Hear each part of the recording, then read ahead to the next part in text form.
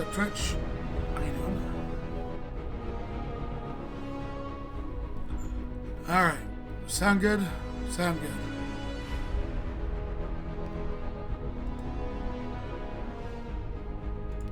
Let's rejoin with our players tonight. Just remember you can donate and affect the game, help out the party, Patreon. And we're doing a 24-hour birthday stream tonight. I am not ready. It's gonna be bad. Shit shows will be had. Say hi, everyone. Hi, everyone. Thanks. Hello. Hello. So, Mad Fishy, Yes. recap what happened for us last session. Because I sure as fuck don't know. There was, you guys met Mr. Tea Leaf, who is this librarian, and he, talked to you guys about, the tower and the inner city magic things, and, in order to get inside the city, all of you guys except Navi had to wear slave bracelets that can hurt you if I want them to, and which I don't. I'm a nice person. And they and you guys, we had to talk about which direction we wanted to go to first, what we wanted to do, what was going on, about how the person's name I forget because I'm really tired, is going to basically start like a fascist regime that would not benefit us at all, and in fact be a very bad thing. So we aim to stop that, and we ended the game by going through the gates. Alright. Into the mythical city. So as you guys have gone out, you're actually not in the city yet. As Eldon would know, as you pass through the gates, you're kind of almost in like a rural, like there's a farming community. You can see the city in its entirety, which spans basically your horizon at this point, in the far distance. But you're basically in, even this being a magical city, they still need to grow food and stuff. You're walking up this main path along with Eldon. Everyone give me, everyone that's not Eldon, give me a perception check. Everyone. That's not Fish's character. Okay.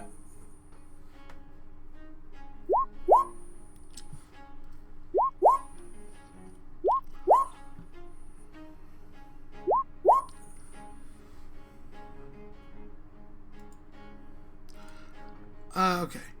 You have a reliable talent, right? You're 11 rogue? Yeah. Okay.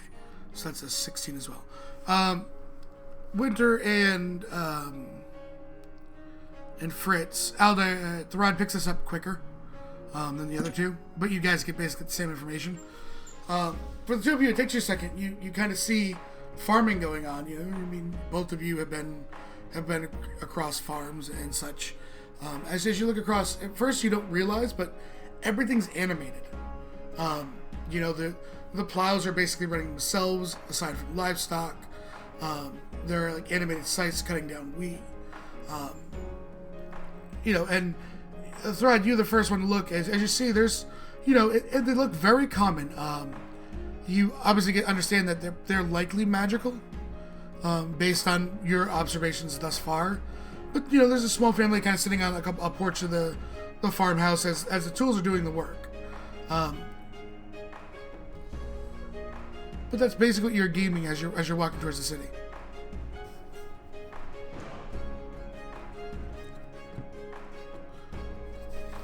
You guys walk for about 30 minutes, seeing much of the same sort of, you know, farming techniques. On a couple of farms, you will notice that there are people actually behind the tools, but it's more of a rarity than anything else. As you guys kind of come to this large kind of stone walls, the large like portcullis is up, There's a couple guards outside. They look, and they just kind of nod. They don't even need to check your bracelets. They know that, they've already kind of been checked in as you guys make your way into the city proper.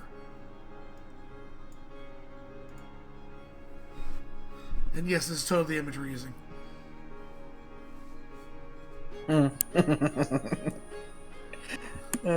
Nice.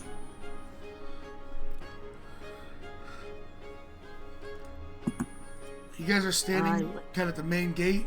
Eldon, for your points of reference, you're standing in the main gate. Like to the right is more the shadier district.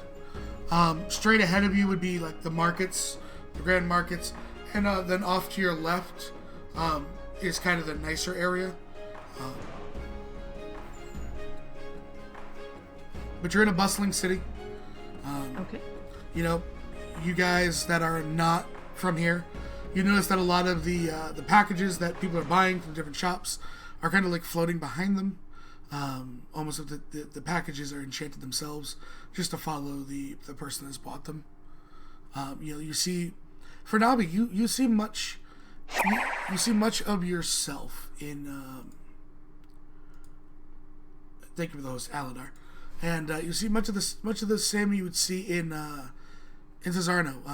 Their families together. They're going about their day-to-day life. It's not this great oppressive force that has kind of been taught to you the entire time. It seems on a day-to-day aspect, a commoner aspect, that they are just going about their lives. Winter at this point in time has probably taken a look over at Nave, just because she's traveled with her for an extensive period of time. At the very least, she understands Nave well enough now where she'd probably kind of go over and be like, ma'am, it looks like it might be a bit busy around these parts. Could I provide you with a bit of shielding and sort of offer like a hand or an arm for Navi to kind of grip onto? Because Winter is assuming that Navi is probably incredibly agitated right now.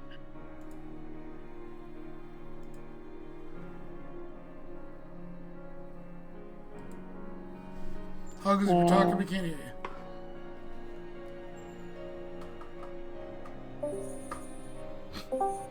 There we go. Say something, Muggles?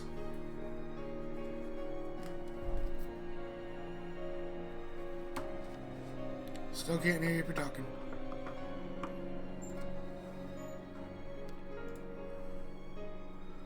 One day, Huggles, we'll be able to hear you.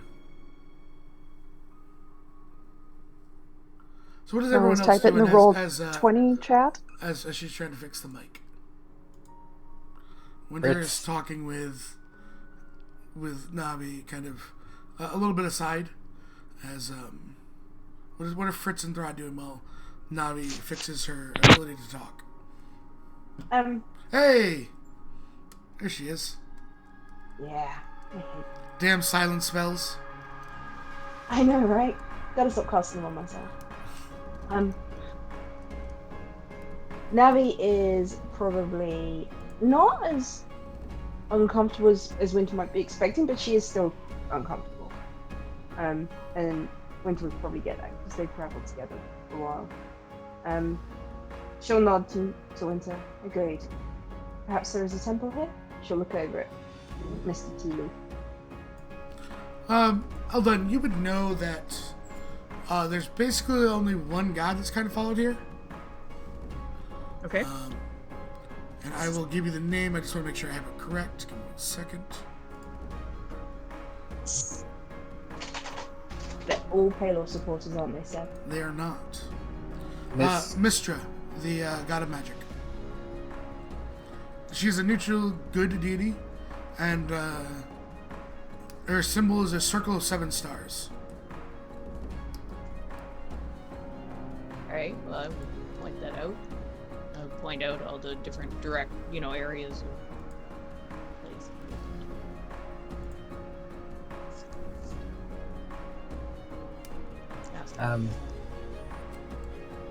Fritz currently has 100 questions about 100 different things that he's seen, and no way to express them.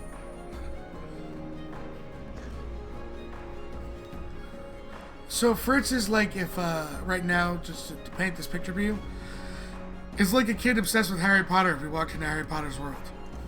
Pretty much, he's drooling. You know, he's bouncing from foot to foot. And you see him making hand gestures to point at stuff, and then he sees something else, and his eyes widen, and he just wants it all.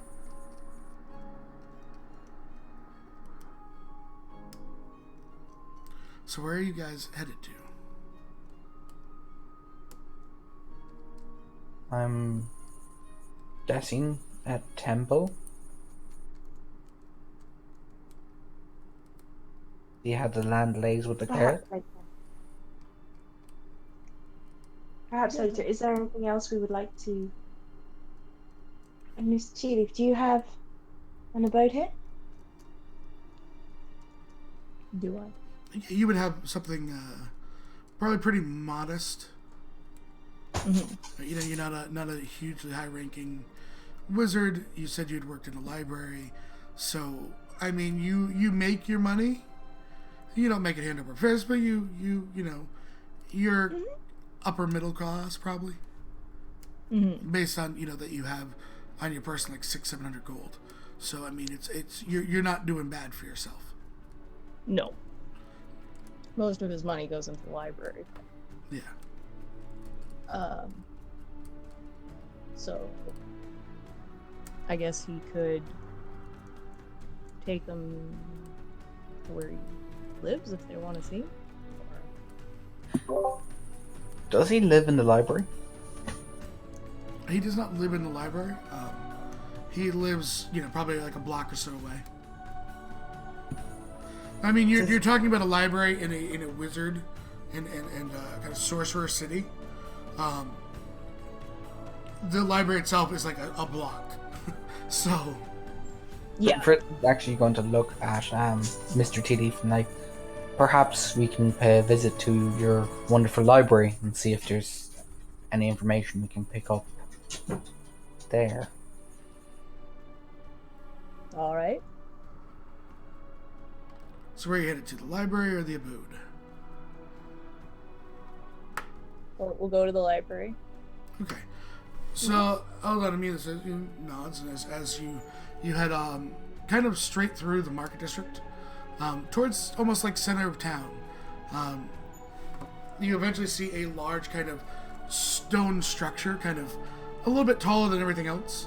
As you guys walk up, it's almost if you ever seen pictures of like the New York City Library, or ever watch Ghostbusters, as you walk up, the large stone stairs, there's two statues of like big lions, and they both their heads kind of drift to you as you walk up.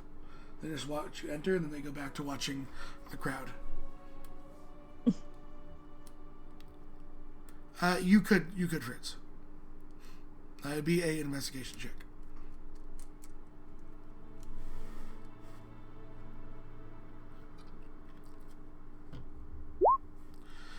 You've noticed a couple on your way. Not really stopping to to follow them, but you've noticed a couple. Would I know corners? the meaning of? You would have to get closer because they're you're walking down the center of a street. Okay. And they're off like on an alley. A couple different alleys you noticed. Fair enough. So you guys enter this large library. As the doors open, there is, contrary to popular belief, you would expect it to be hushed. It's actually quite loud in here. There's a number of different, kind of groups. You see a lot of younger, in this case, a lot of younger kind of individuals, all different races. Whether they're at school, doing projects for school or whatever it might be, or just researching something for their own means. They're kind of in groups scattered across. You notice very tall bookshelves, 20, 30 feet tall. There seems to be no ladders. to get higher books or anything along those lines. There is definitely an organizational system. It's called the Dumbledore decimal system. Uh-huh. And, as it completely, it's a very large building. It goes on for quite, basically it's a city block inside. A couple floors, pretty packed. A woman leans from behind the counter and says, Mr. Tealeaf, wasn't expecting you today.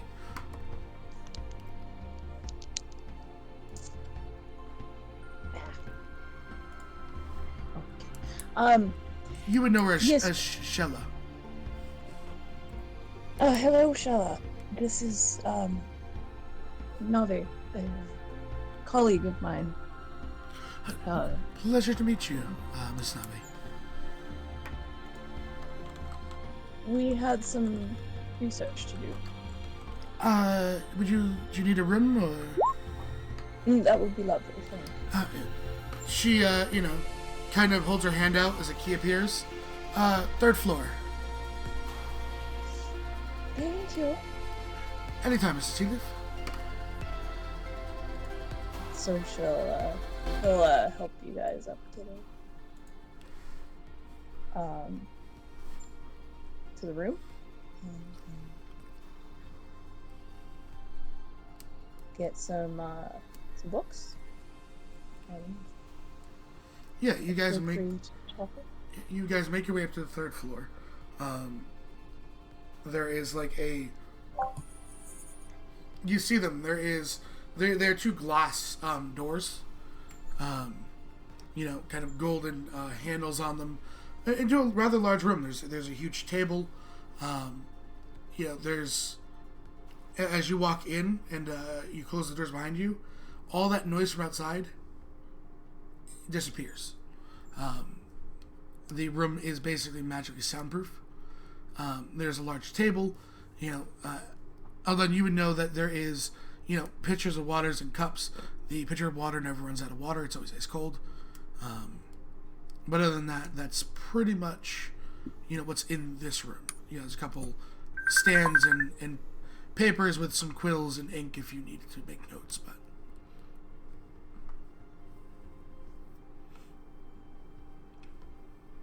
what books are you guys looking for? What are you trying to research?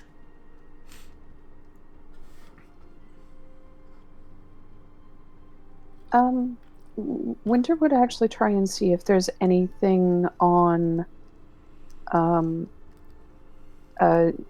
Gerosaurus actually in the books.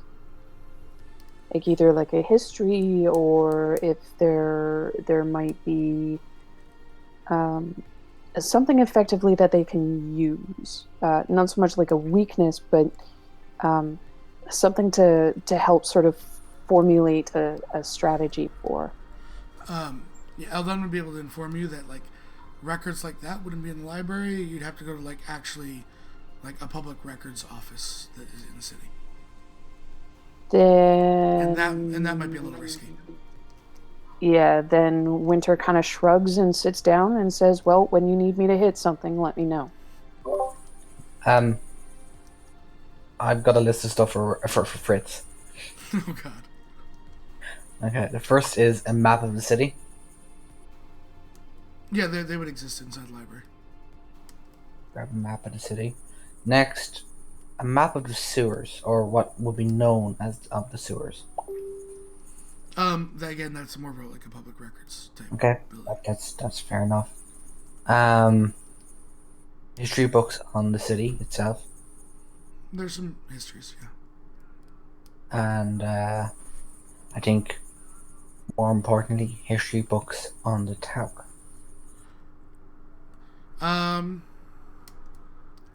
Fritz, give me an intelligence check. Not Fritz, sorry, Eldon. In intelligence? Yeah. Okay.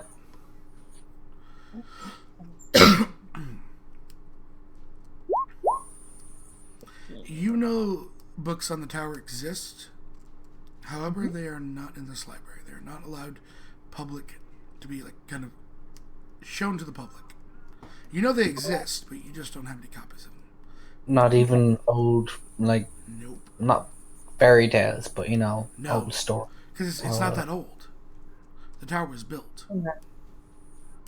Yeah, no, that's what I mean. But like a history of how the tower was built, or something that kids would learn from, children's books. It's Winter. You do find a trashy romance novel. Would you like to know the subject? Yes. It's about a young wizard and his best friend, who has red hair, who both pine over the love of a wizard because she wasn't born with innate magical gifts. She's really good at alchemy. It's the first in Awesome. 7 books. Awesome. Some say the author is trying to write,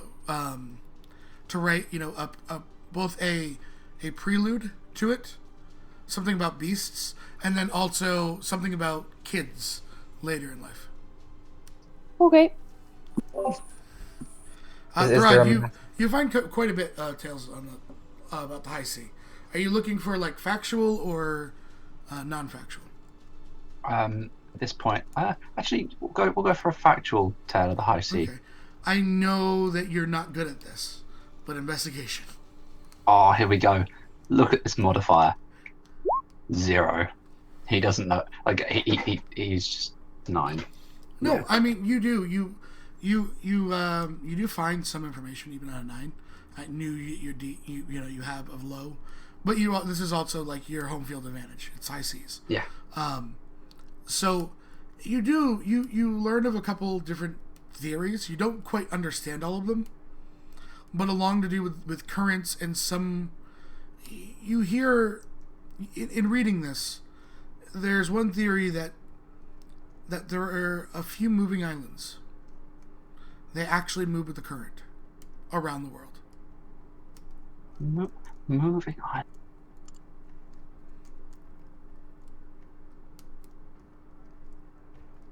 Moving islands, huh?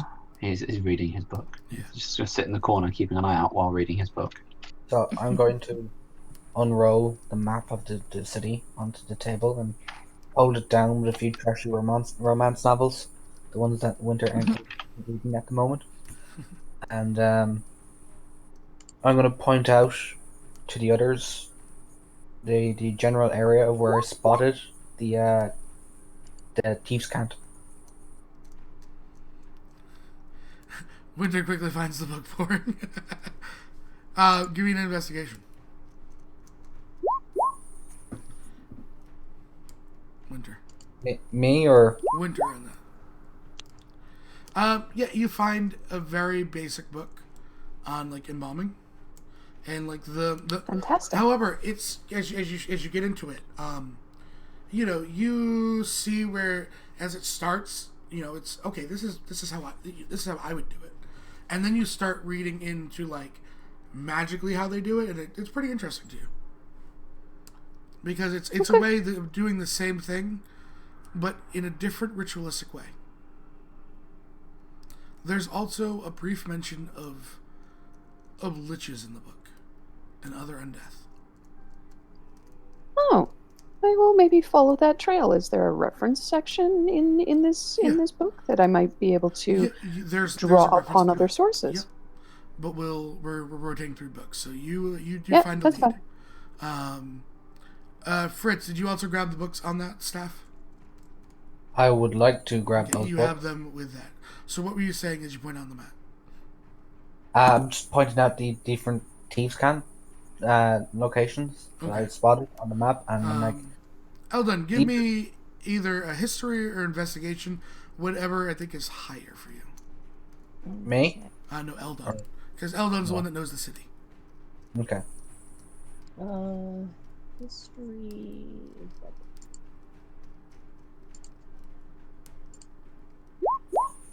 Yes. Okay, you know that. I know. Okay, as you saw these, you look at them. You're looking at the map, and they're dead ends.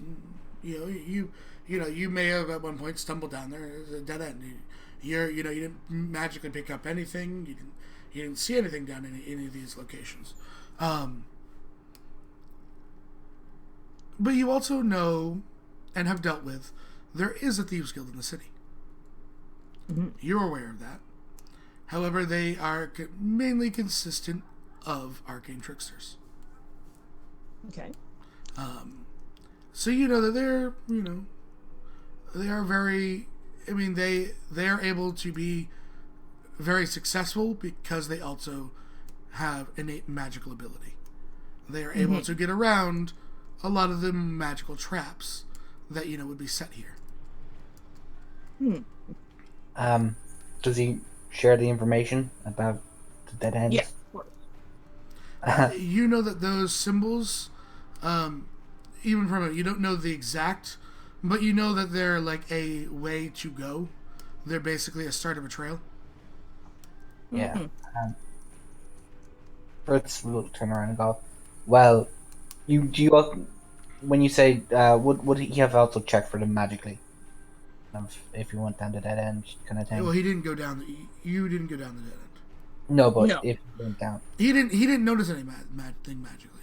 But Okay. I mean, he wasn't. I mean, this is younger, and he was like, "Oh, I got him. I'm lost." Did nothing picked up passively. And mind you, this is when he was younger. So for Eldon, Eldon wasn't your 11, right? Or your 12, Madfish level. What's that? What level is Eldon right now? 14. Okay, so this is probably when he was still starting out, learning and practicing as a young, sorcerer. So his eye might not have been as keen as it is now. Yeah. Yeah. Which would also point out that, well, if you're going to hide something in a city full of wizards, you wouldn't use magic. Maybe medical parts, but not magic. Yeah. Magic just gives it away. He then looks at the others, and then looks at the map, and then looks at the others. Are we going to get any input on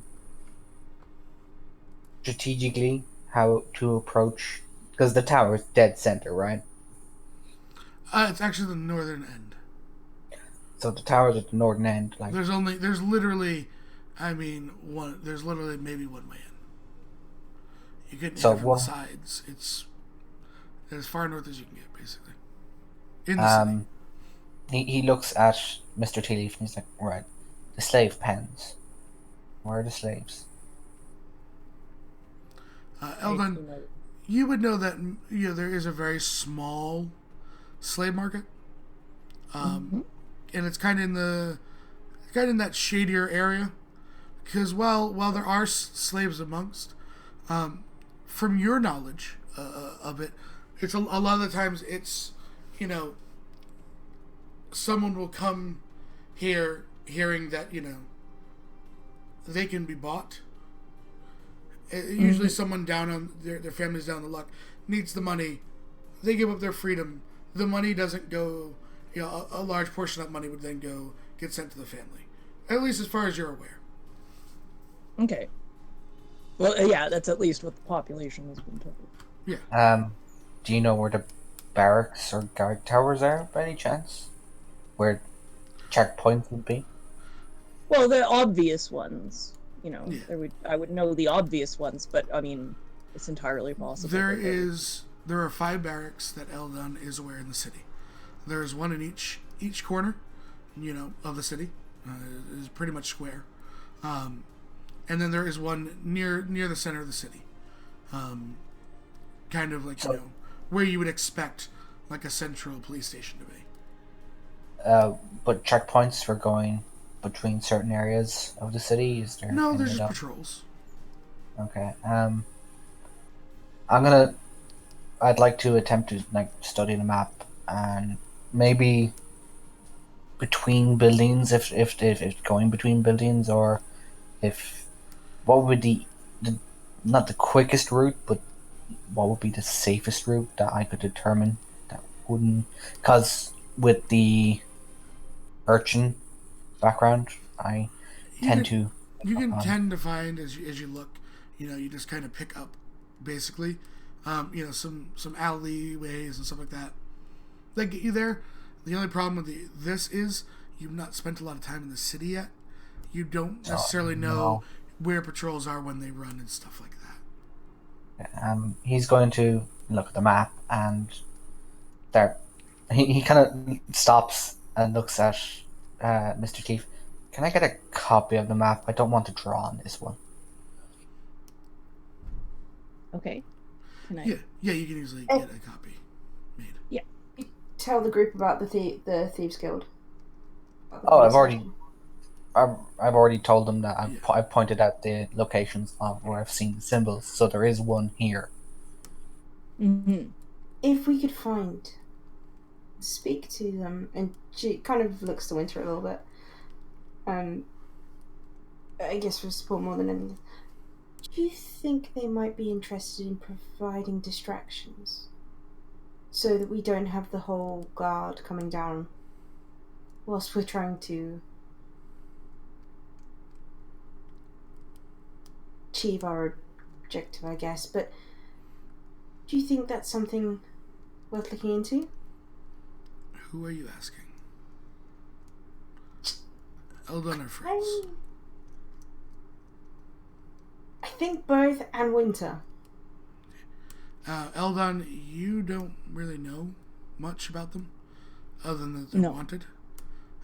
Fritz, you could make whatever assumptions you want. Same with Winter.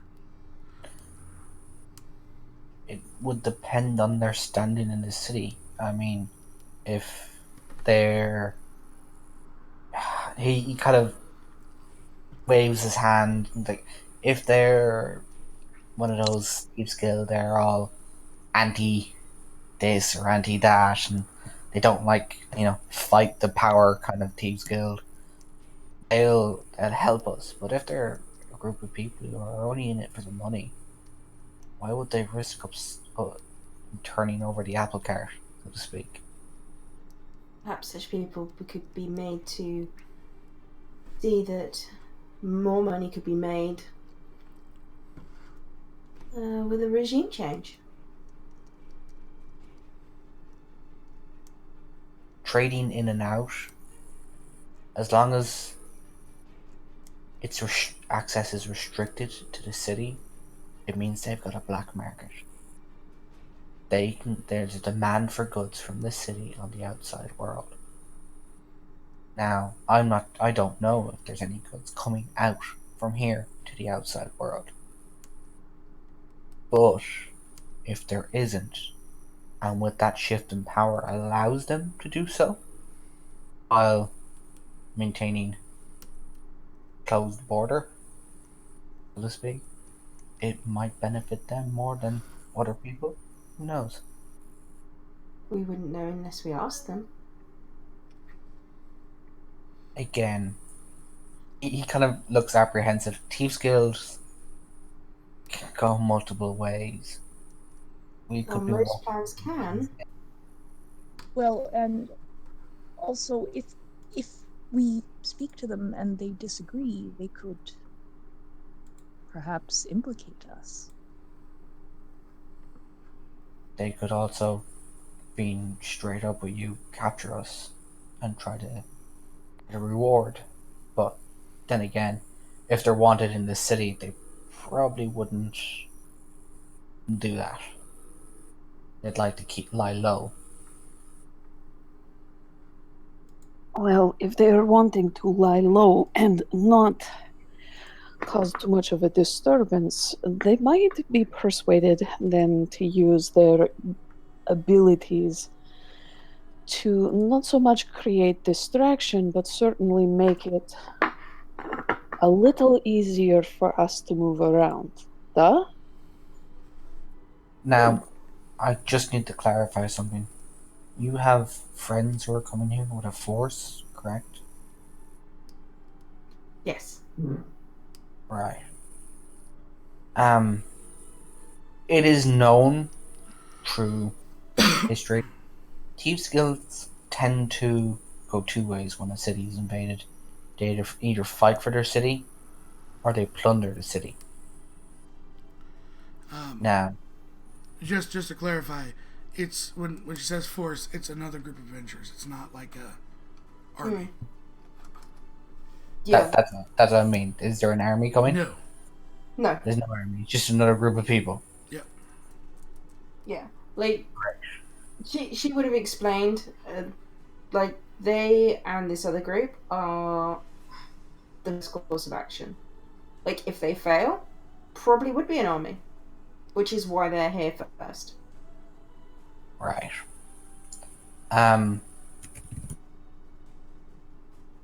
Perhaps we get in touch with these people. We organize a way for your friends to gain access to the city. So, like ourselves getting in, so we don't have to start fighting, or they don't have to start fighting till they're inside the walls.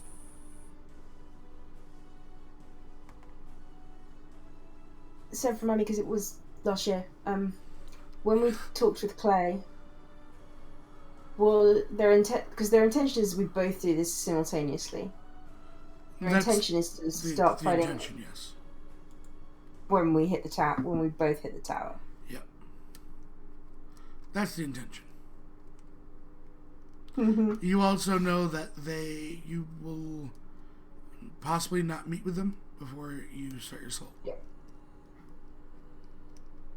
A large group of outsiders meeting together tends to raise eyes. Do you have any means of contacting them by any chance?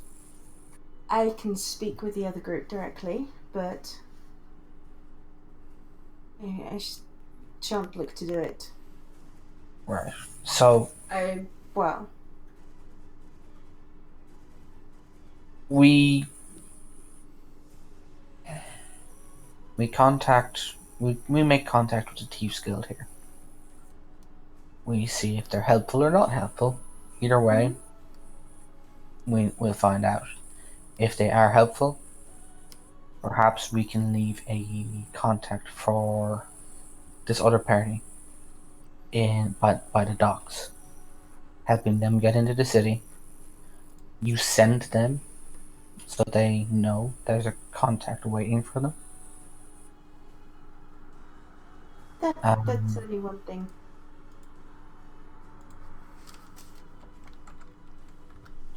Next move.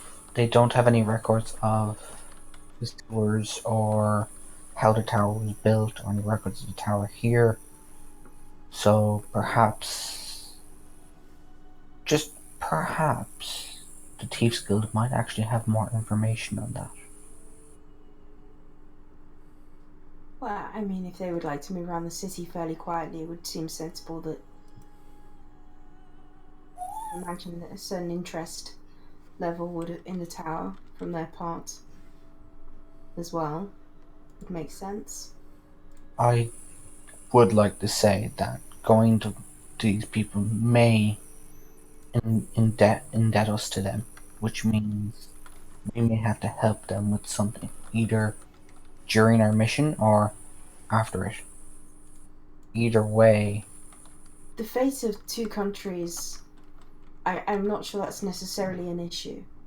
okay, I'm just informing you that it may cost us in the end. Which Dexter? Not mine. Where's that Buster? No, that was Lady. Anywho, that's me done talking. I'm gonna go explore the bookshelves.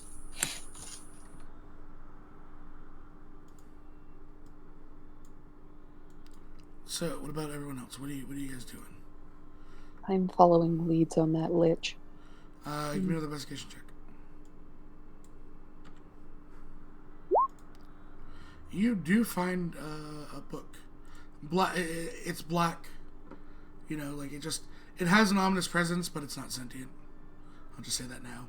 Oh, thank People God. think it's the Book of Evil Darkness again.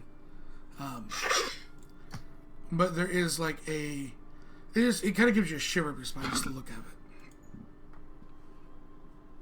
She's gonna look at Mr. Tea Leaf, and say, "Do you know given that we're in a magic city with Juno that is wrapped in magic, that is stuffed in magic, full of magic with the side order of magic, would you do me the biggest favor? This book really gives me the creeps, and that's a very difficult thing to do considering, of course, my pastimes. Could you perhaps tell me at least a little bit about this book before I open it? Give me a history check. There, Eldon. Sorry, 1 second. Just getting more coffee. Coffee and you're not sharing? How dare I'm you? sharing. I even have cookies. And For cookies. everybody. Hang on. Sorry, American history? cookie? Or European cookies? Because Oh, Epi, look! do not Yeah. start that argument again. Look at this. Look at this. Wow. Apparently, we just need to bring Madfish to Legacy of Fate, and then she learns how to roll. Seth, do these count towards your grand total of nat 20 drinks? No, Or these- no, because we have not started. So, Oh. no. can we officially I have start to, now? here's the difference. I would have started now, but I literally have to drive to a dinner You could just tally with them up. Minisev. You can just tally them up. Nope. Nice try, though. Oh. You know that this book is... It does provide some sort of insight into the ritual. Not enough for it to be dangerous, which is why it is allowed to be here. Yeah. But it's almost a first-hand account. Someone that has watched the ritual, talked about it, and actually spoken with the Lich afterwards. It is factual, but it is also opinion-based. Mm-hmm. Alright. My main concern, of course, is that it's not going to make me go crazy, go nuts, if you catch my drift. Not along those lines. No. Well, okay, I'll start reading the book then. All right, give me another one because you rolled well at advantage. Another investigation? Yep. Seeing what you maintain in the book. Winter doesn't. I mean, there's a lot of it where you're scoffing because it's not that you're not retaining it. It's that you're dismissive of some of his points and his opinions, because along the lines of what he is speaking of, is necromancy. It is against everything you believe in. So there's a little bit of that going on when you read it, but I mean, you understand that, and for the assured now, and you know this 100% canon, your character's aware, without destroying the phylactery, the Lich will never die.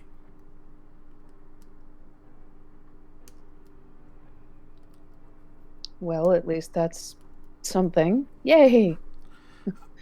Everything else on that, there's a lot of debate in the book about whether is this evil? Does it change from his point of view? Mind you, he's doing this as the ritual. He's observing the ritual and then talking to the Lich right after. He says there's nothing that I can see that is directly influencing their thought process or, personality, changing them evil. Maybe those that have were seeking out before were just already evil. You know what I mean? It's a lot of that. He's trying to make he's playing neutral to make the argument that maybe this is a way to survive longer.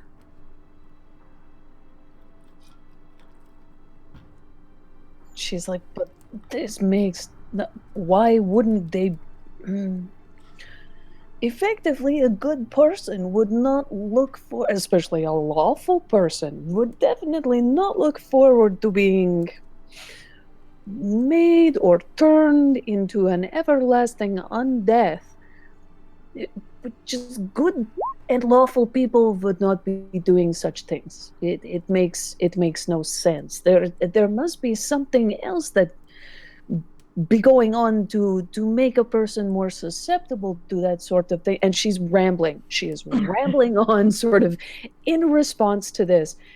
She's very much having a knee-jerk reaction. So you're telling me Winter's arguing with a book?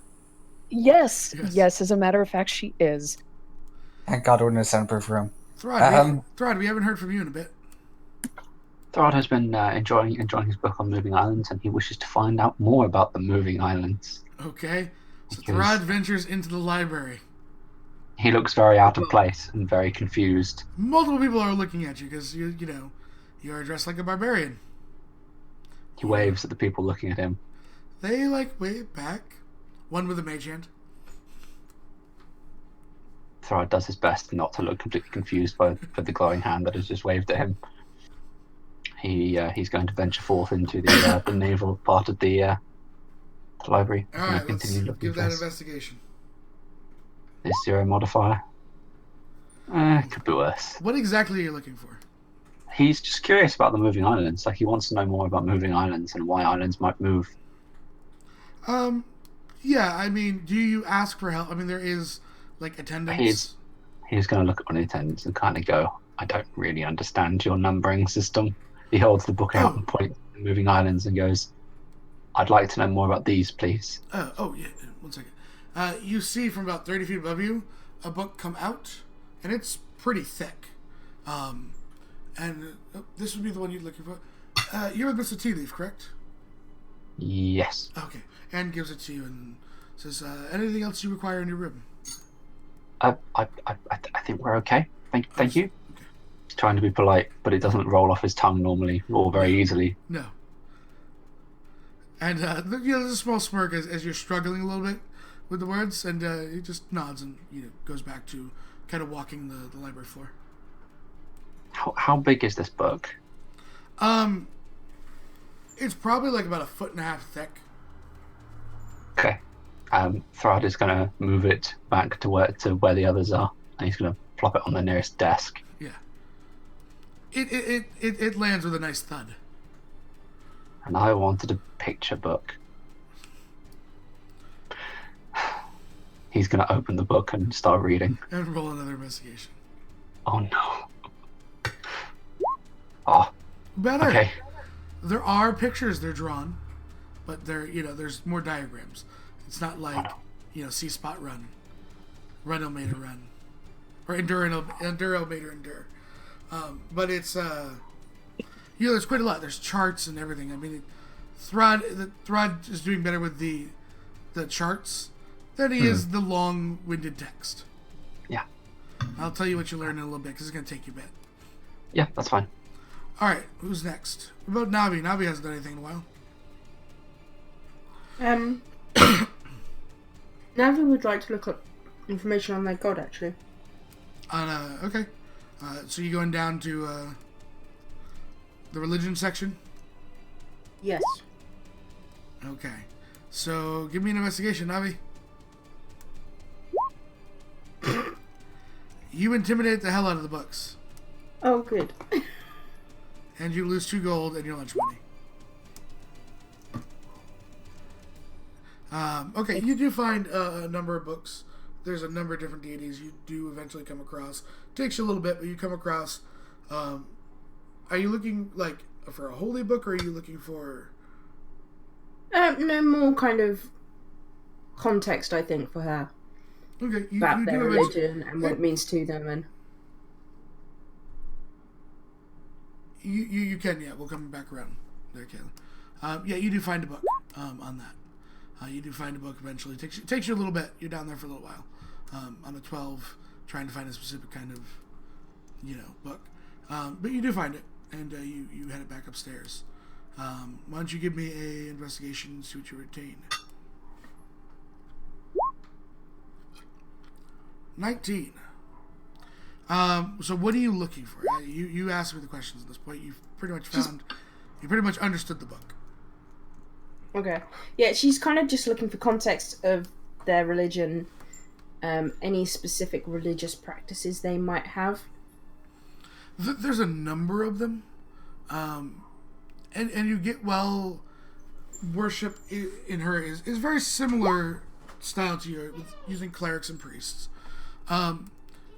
There's a lot of arcane influence in her religions, like in even in like the day-to-day kind of worship with her. So there's a lot of that. Any other questions I'll let you ask?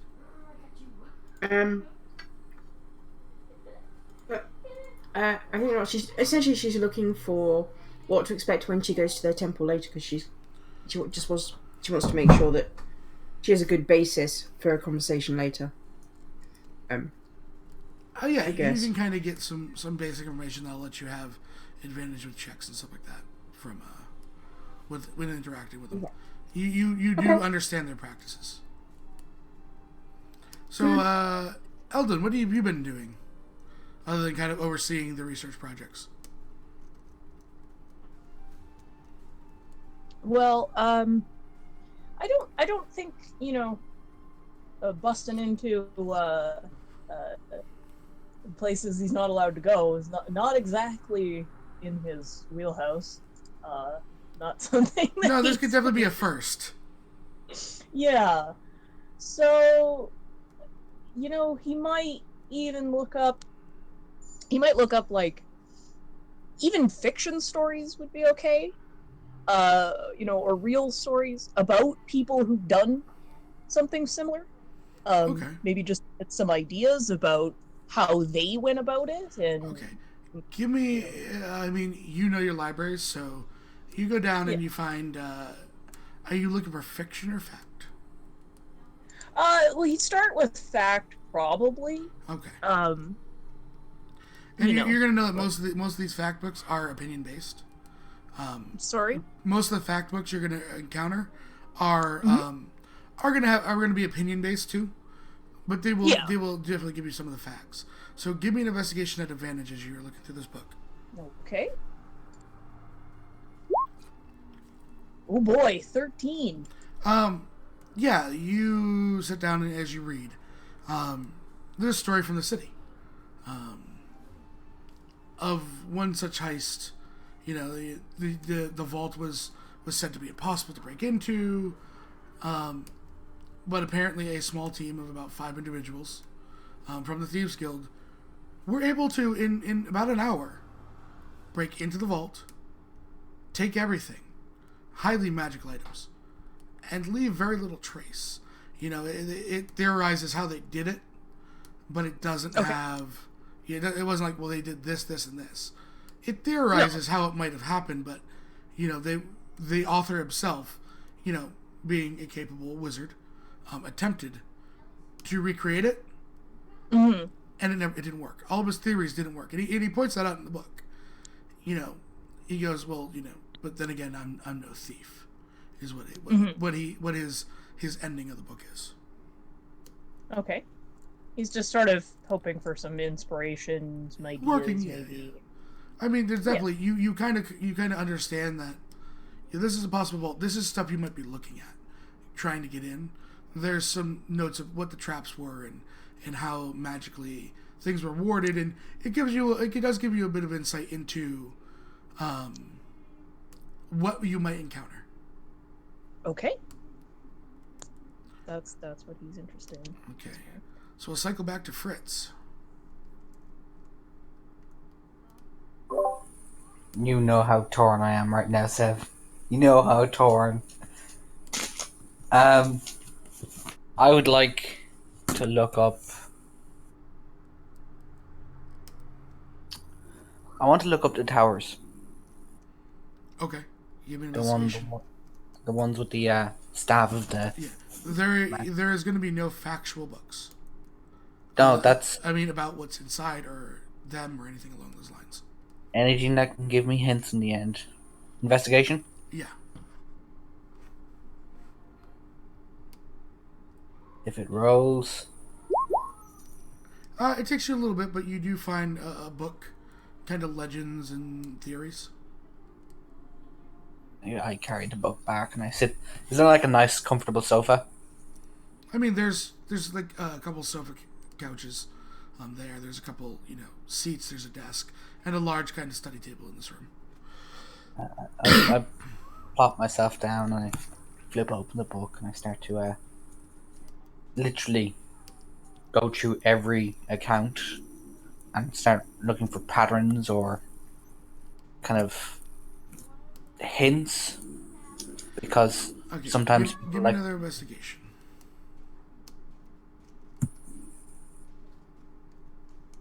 roll.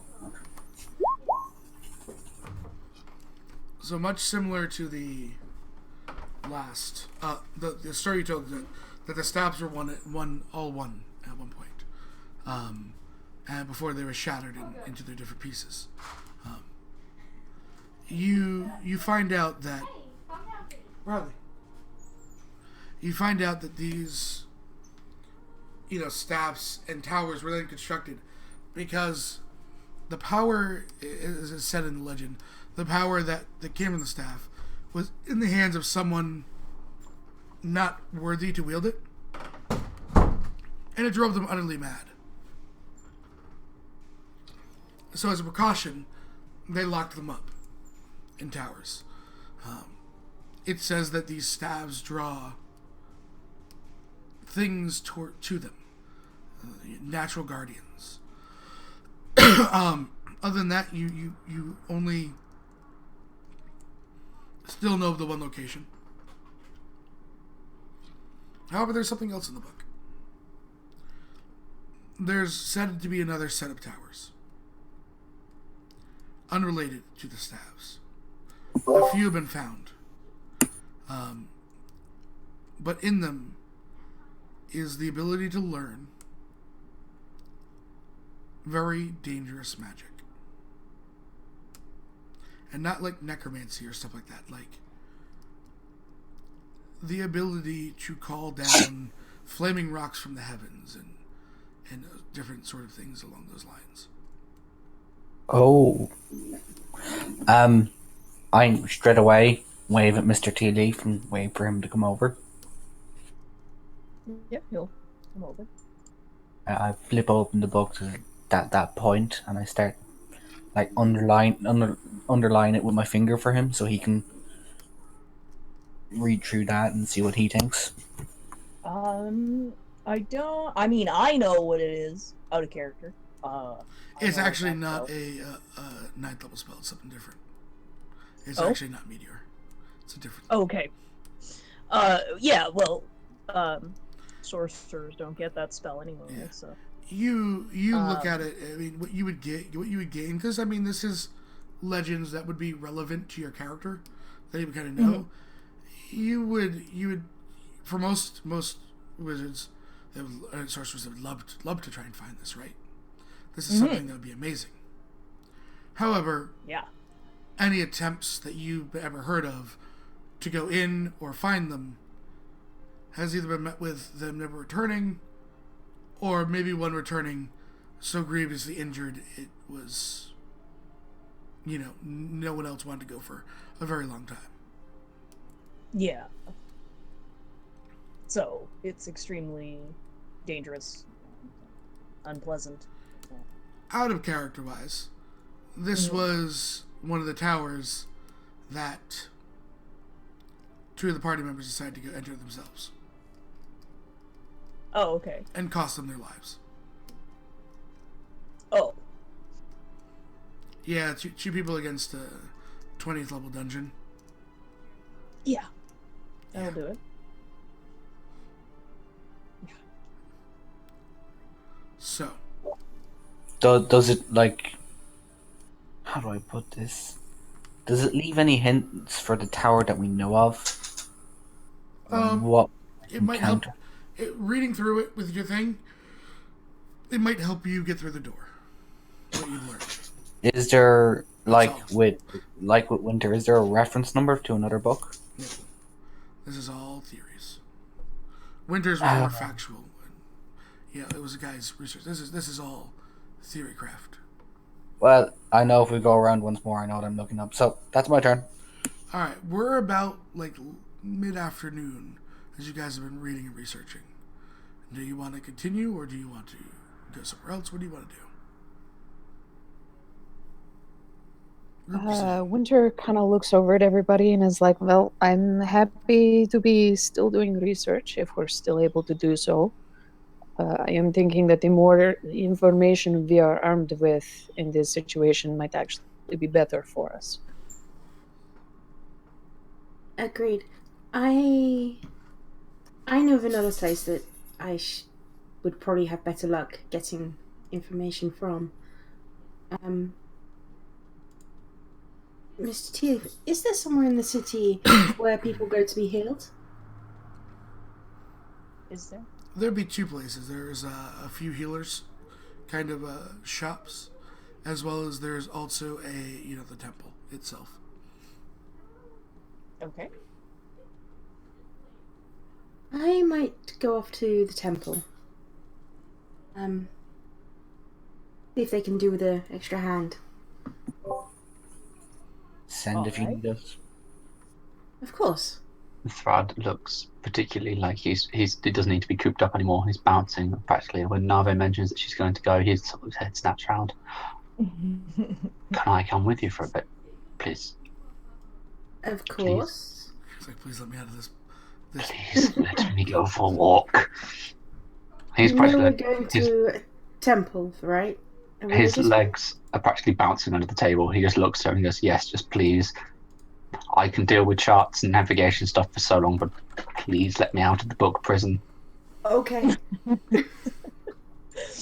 He looks offended at it being called a book prison. Fritz puts a hand on Mr. T Leaf's shoulder, like, no, leave it. It's okay. Don't take it personally, Mr. Tillif. No, I'm a sailor. I'm used to the open air, the open sea. This is far too cooped up. Mm-hmm. Must outside. All right. Well, do we all want to go? Do we want to stick together? Should I stay here? It might be best for you to stay with Winter and Fritz. Them not having magic abilities and such, and I'm not sure. Also, if anyone questions us, we're with you. But if anyone questions them, she's fine by herself, and he's on a short leash. So All right. A short leash. Fritz, let's drop that. Should we go, Thrud? Right, you are. And she'll whisper to Fritz as she goes, I don't think he likes being on the leash very much. Understandable, of course. Can I try and hear that?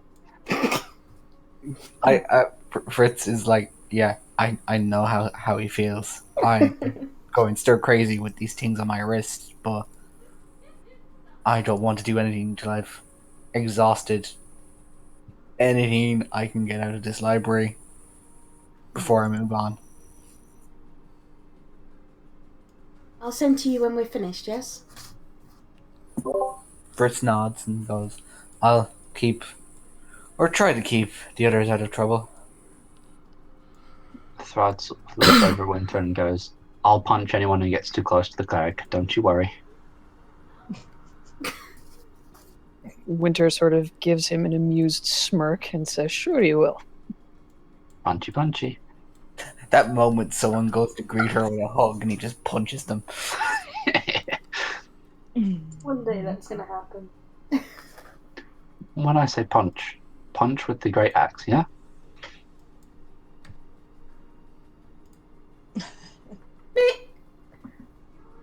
Maybe in certain circumstances. And Thud's face just lights up as he follows, practically skipping. Alright, so they head out. And we'll go to Winter then. Okay. So, you're looking for more Lich information. Yeah, she'll actually get, see if Mr. Tea Leaf can't kind of help her out in terms of the research material. Although if she can actually go out of the room into the library Yeah, she's been able proper. to. Oh, has she? Okay. She will actually then flag down or seek out one of the library assistants that works there, Yeah. kind of like Throd did, and says, I know it's controversial material. I found this book. Do you have anything that might refute this? Oh, Just that out of curiosity. nasty piece of work, in my opinion. Oh, he's so bad. There And is it's on like a 20-minute rant about how everything is wrong. a young elven woman, very kind of studious, uptight, kind of polar opposite to Winter's personality. You kind of gain that right away. Winter, like he was like, oh my god, this is my opposite. Well, there's two options. There is one written in direct opposition after reading that book, and then there is one other observational book. Which would you like? Can I have both? Looks up and down at you like, well, we do close in a few hours, but sure. Like you didn't get there. She doesn't gain that Winter is going to read very fast. A lot of it's the heavy accent. She kind of just pulls the two books down and puts it there. I guess, well, then enjoy. Would you like me to put that one back for you? You know what? No, I will hang on to it now. So at the very least, I can do the cross referencing. But aren't you learned? And she just walks down and into the. So Winter is now carrying 3 books. Okay, she will head back to the room. She, as soon as the door closes, sighs quite heavily and says, I think people think that my accent is... that I might be slow. Oh well. And she'll, I guess, go to make with the reading and the researching. Make with the reading of the fists? Yeah, make with the reading of the fists. Alright, which book are you reading first? Actually, the one in direct opposition she'll read first.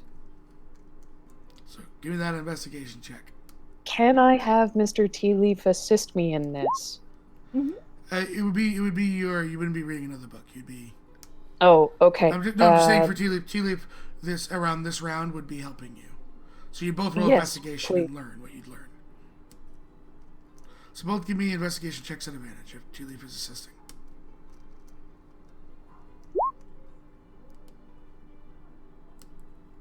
Yay! I got a 14.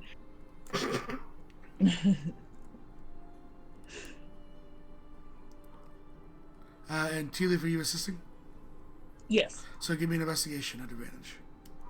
All right. I really should have taken investigate. 21 though. Ooh, 21. Nice. Tea Leaf, you pick up on this much quicker than Winter does. Winter, the entire time you're like, this guy is a genius. He is so right. I am so into it. Like this book is the best book. Basically, it's a much more eloquent version of Winter's rant that she went on when reading the other book. Fantastic. She wants to find out the author's name, so it's like, is this guy here? Is this guy in this city? I'd very much like to have a conversation with him if he is. You mean her? Oh, her. And she, actually, Tea Leaf, you are aware of this person. Oh, okay. Her name is Alice, and I will spell it out for you because it's not spelled normally. Alice Windwater. All right. She lives around this area. She's an author. Most of her work is like she reads someone else's theories, and then if she doesn't agree with them, she tears them a new one. She's pretty well respected, though. Mm-hmm. She would be with that. So, all right, he will tell her that, of course. You actually literally see Winter's face slowly move from this scowl, I can't believe I have this distasteful and disdainful book in my presence, and now to read this one author who's absolutely brilliant, to this almost like very vague resemblance of hero worship. And she clasps her hands together and looks at you with like this hopeful, and she's like, could could you introduce me to her? Actually, what Eldon would do when you're so interested in the author, flips to the very last page of the book. Um, after the story, there's a couple blank pages. There's a small, like almost living portrait of her in the back, and it has her name, the publishing company, and all that. But you would see that she is a female drow. Um, that's that you kind of see what she looks like long white hair, looks relatively youthful, modestly dressed, but a little bit of flash.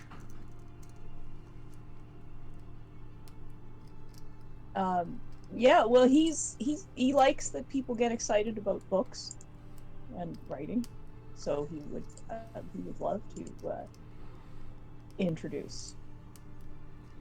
Awesome. She actually looks like, oh, thank you. Now, She what do else that did the you hand learn from thing? my book? Yes, she Like- does. Yeah. Yeah, and she's like, oh my god, thank you so much. Now, what else did you learn from this book?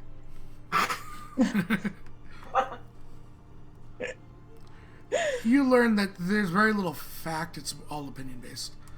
But it's common opinion. It's not like it's it's almost like that opinion when someone writes it that no one ever asks for facts about it because it's the common belief.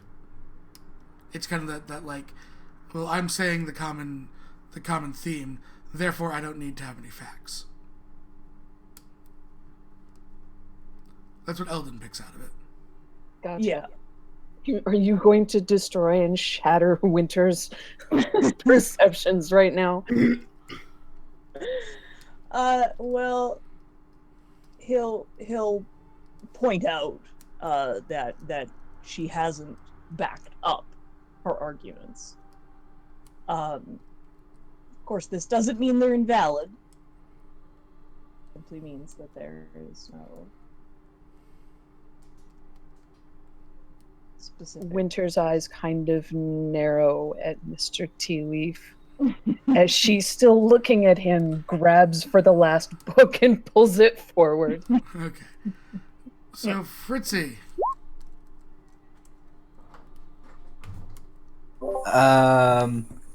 I'd like to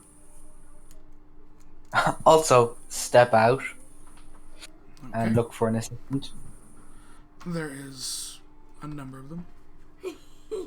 Please take Kitten out of the backpack. Get out, kitten. I'll take the kitten out of the backpack, but no, I Okay, look for. you now have one kitten. Yay! Do I have, wait, I have a mouse and a kitten now? Oh, this is gonna get confusing and dangerous. Can I call them Tom and Jerry? Sure. So I walk up to whichever one's closest. Yeah, And I'm like- there's a number of them. One steps forward. Yes. Moonblades. Fantastic pieces of work. Yes, I much agree. I'd like to find any factual books about them. No legends or lore. Well, I mean, most of them are legend based. That being because of their nature. They're one for every True. elven house in the Fae. Well then, maybe a legend then. Maybe a lost household, or I don't know, something that perchance may lead to discovery of a new Moonblade. Okay, and kind of leads you to an area in that book, and just you see the arc, the mage hand pop up, take the book and bring it to you. That would be the closest to what you're looking for. He smiles. I'm Thank you very much. I hope I didn't trouble you too much. No. I'm pretty Wha- sure Mr. one T. point. One point of note. And points to your wrists. Generally speaking, you wouldn't be able to wield something of that power with those. Oh no. This is research from Mr. Teely for one of his friends. Oh, okay. Speaking of which, could you bring up a fresh pot of tea? And maybe Flavor. I don't honestly know. What is So Mr. his Teely? normal. So his normal then. Is normal, yes, and whatever snacks he likes to snack on while he's doing research. Of course, I'll let them know. Thank you very much. Sorry to trouble you. And he walks away. Yeah. So as you get in the room and close the door, Eldon, you look over and you see like a small arcane glimmer, and next to the everlasting pot of water, a teapot, a set of cups, and like some kind of like pastries all appear. The tea would be whatever flavor Eldon would drink normally. Fritz looks at Mr. Tea Leaf and goes, I am asked for tea and snacks. Oh, thank you. Very thoughtful.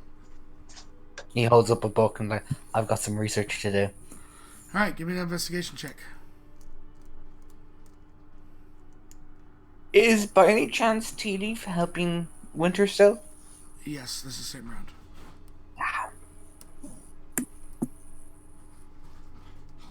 On roll. You learn a lot about, the theories behind the Moonblades, and that, you are held to an ideals. That you could find one, it could not deem you worthy, and then any action you do afterwards,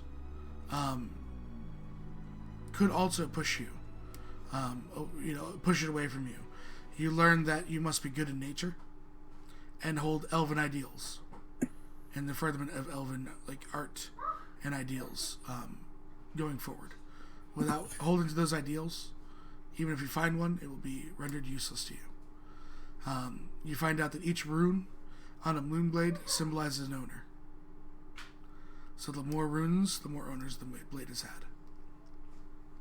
It also strengthens the blade. He flips through the pages and ties it up, and he's like,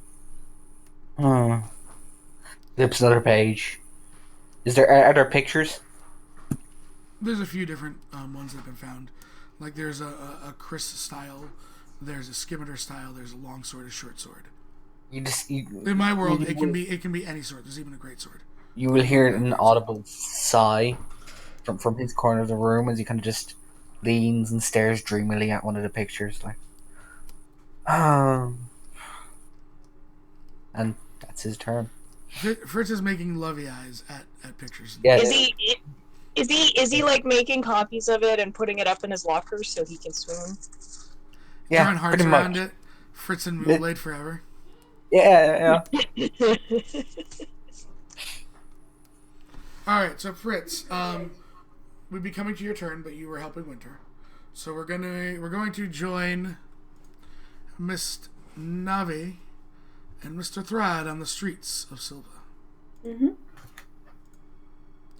So, Navi is going to find the nearest guard.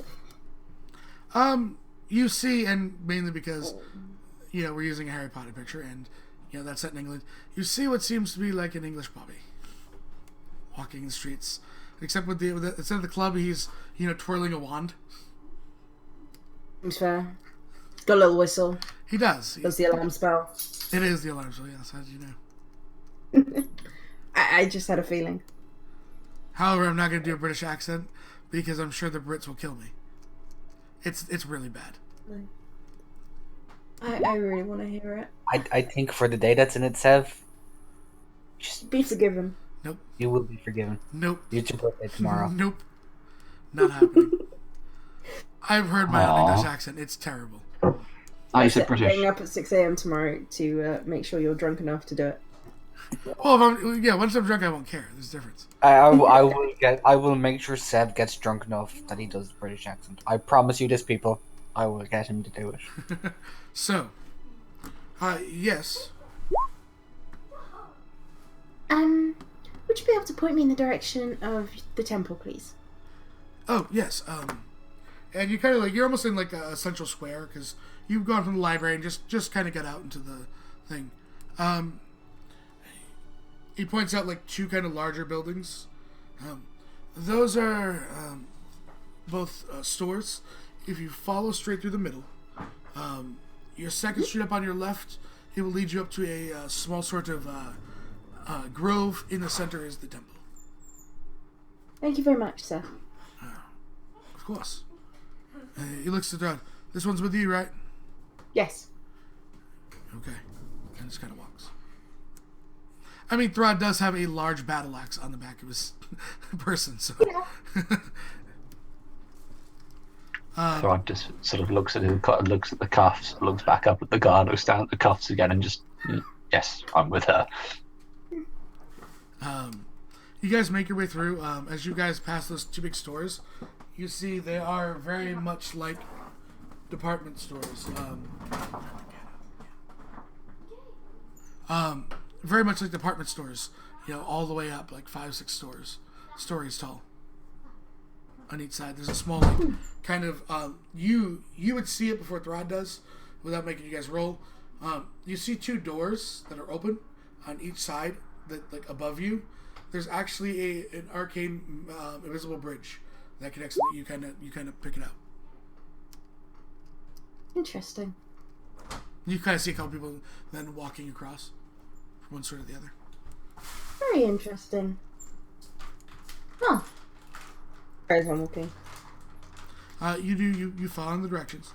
You find the small grove and you see a few kind of trees that you are not used to. Throd, you would kind of recognize these as trees that shouldn't grow here. They're much more almost like palm trees around this little.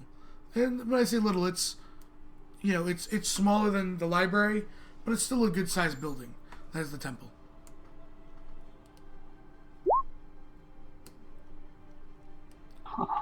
Trees. Here? Huh, those trees. Huh, cool. Interesting. Nari looks at Throd a little bit concerned because, they're trees. She doesn't know they shouldn't grow here. That type of... I don't really... This is odd. Trees like that tend to be more... He points back up towards the coast. In that direction than here. It's a bit... Sure. Okay. Yeah, they don't make good ships, these trees. He pats the palm tree affectionately. And Tried no, that they do once. not. Tried that once. Didn't go so well. Well, yes, it doesn't... You'd need many of them, I'm sure. That and they don't try it. He shakes his head. So Okay. do you enter the temple? Yes.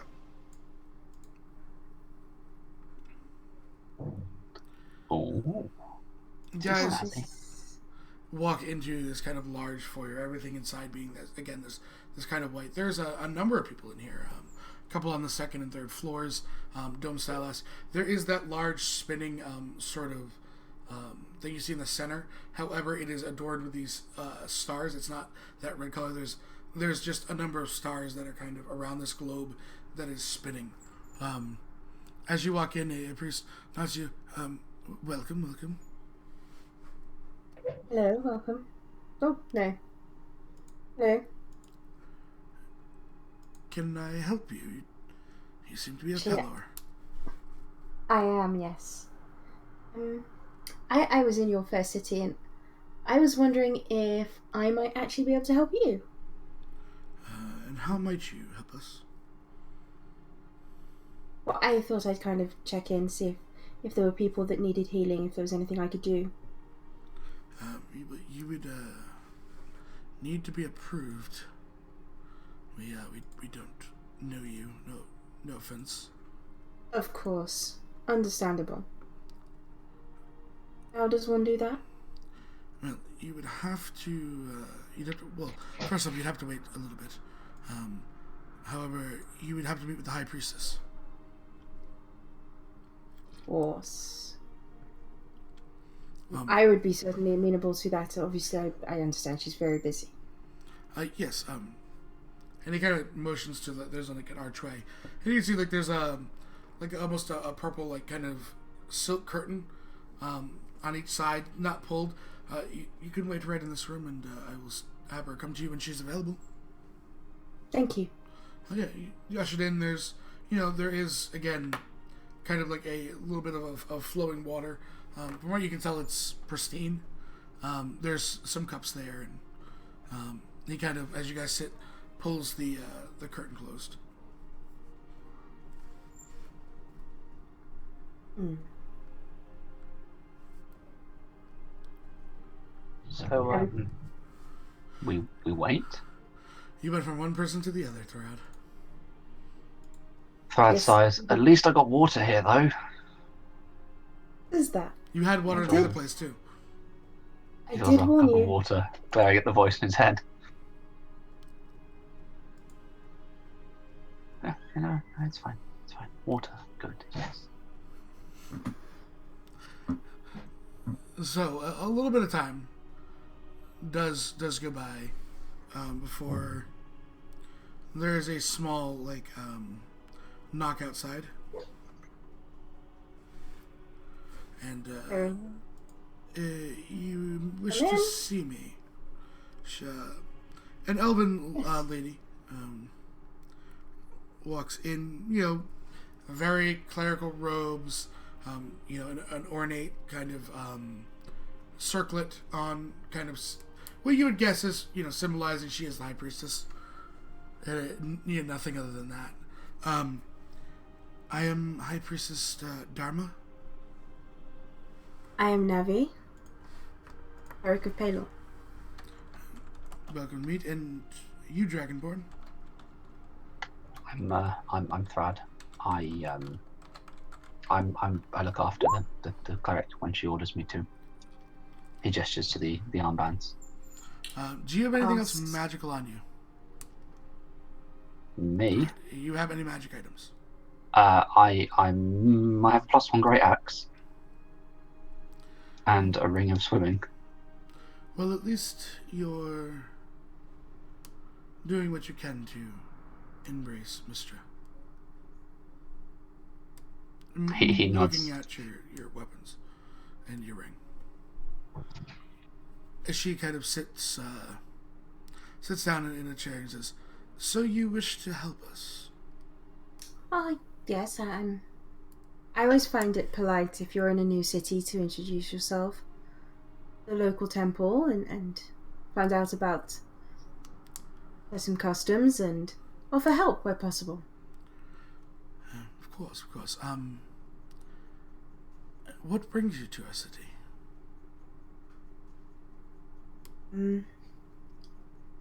We're here to meet with some people. Have you found them yet? No. But that is okay. I am well connected. I can send a messenger to whoever you're looking for. Oh no, we have to wait for a few friends first. I would hate to visit without them. Understood. So what do you wish to offer services here? I mean, well, our deities are not aligned.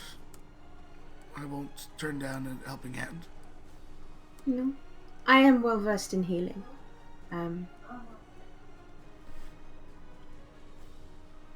I know it can be an awful strain sometimes in the temple. So, in the city, our healing's actually very few.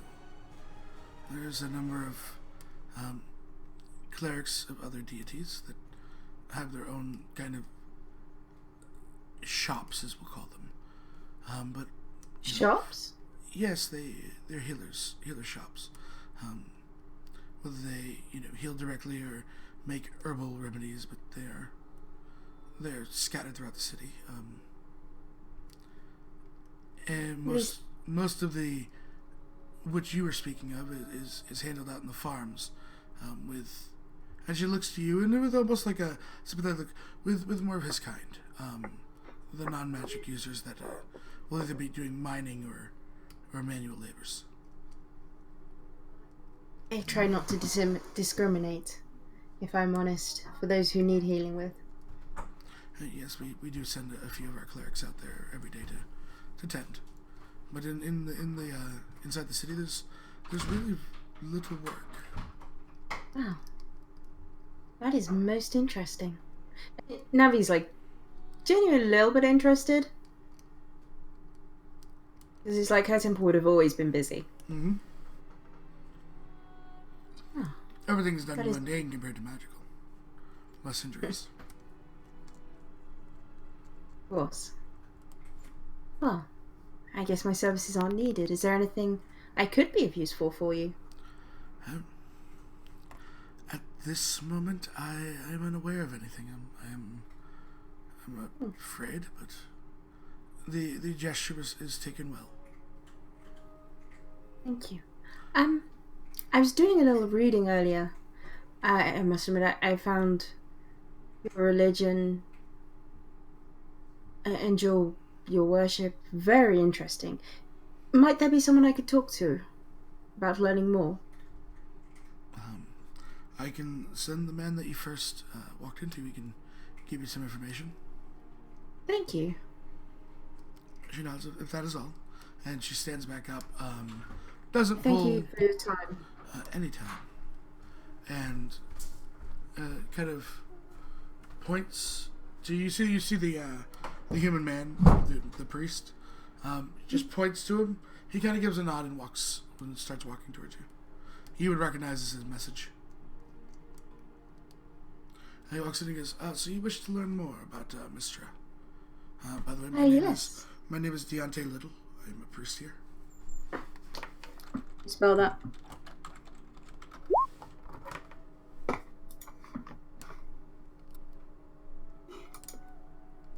Thank you. You're welcome. Yes, I must admit I was doing a little research earlier. I would hate to visit a temple without understanding more. I must admit, I truly find it interesting in this city. You have many worshippers here. Well, I mean, looking at it, I would akin it to best that in a farming community, you would mainly have many worshippers of Palor, as he does also govern agriculture. Of course. In a city of mages, well, magic is an easy way to get people to worship, right? And it is a beautiful city. It is. Except for that god awful tower in the north, but that is what it is. You don't like the tower? I don't like the fact that I can walk into any building in this city except for that one. Oh. And They don't allow people? They don't. The high priestess couldn't enter. Really? Why would that be? For whatever reason, whatever they are doing is deemed important but dangerous. Well then, would it not be better to keep people away? Yes, but there's... Mr. teaches us that the magic is natural. It is ever-present in the world. You are fully divine, correct? Yes. We are clerics by choice and by calling, but we had a arcane gift as well. So we understand that we are divine, but we are also arcane. Mr. teaches us that while the magic is ever present, it can be manipulated for good or bad. And I mean, you can use magic and as a bard, a great example. As a bard can almost mimic your ability to heal through arcane means. They can also manipulated to create a massive explosion of fire. Yes. That being said, left unchecked and left with very real and powerful relics and crystals in that tower, they could be creating great good or great evil. But they are away from the council. So therefore, the council cannot govern them because they don't know what's going on. They're not even part of the council. Oh. No, they are separate. They're... And you see a look at his stain. He's not trying to hide it, so you don't need to roll insight on this. They are above the council, apparently. And who are they? I don't know the names for sure, but there's three of them that govern, obviously a number of handpicked students.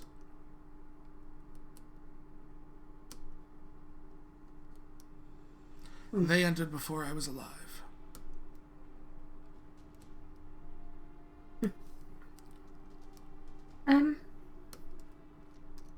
Is most odd. I don't get how Navi would phrase this. So, no one has seen into this tower? They are apparently allowed to be independent. However, from time to time, couriers do go to the schools and handpick students and then bring them to the tower, and then we don't see them again, but... Oh. To rephrase, rare occasions they do come out and visit their families, but, they're very secretive about what happens there.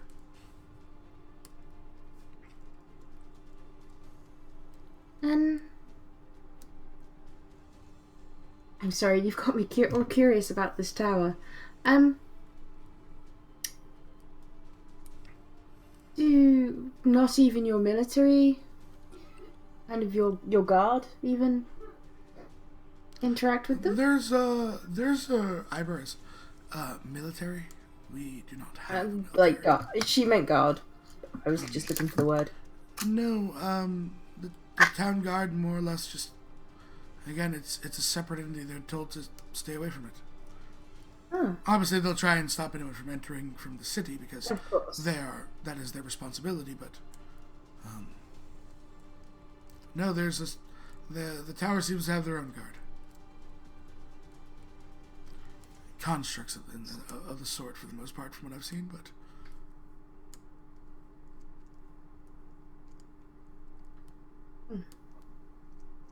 oh, thank you. You've had a very interesting conversation. Is there anything else I can help you with? No, I... Should you need me, please don't hesitate to call. And not. I appreciate. Where yes. are you staying? In case we No, can help you. I'm not entirely sure. I presume. I with believe Mr. Tea. Mr. Tealeaf did offer. He nods at Nave before returning to sort of standing back from the conversation politely.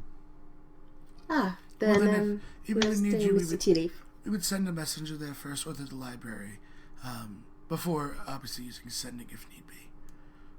Of course. As we all know how intrusive that can be. Yes.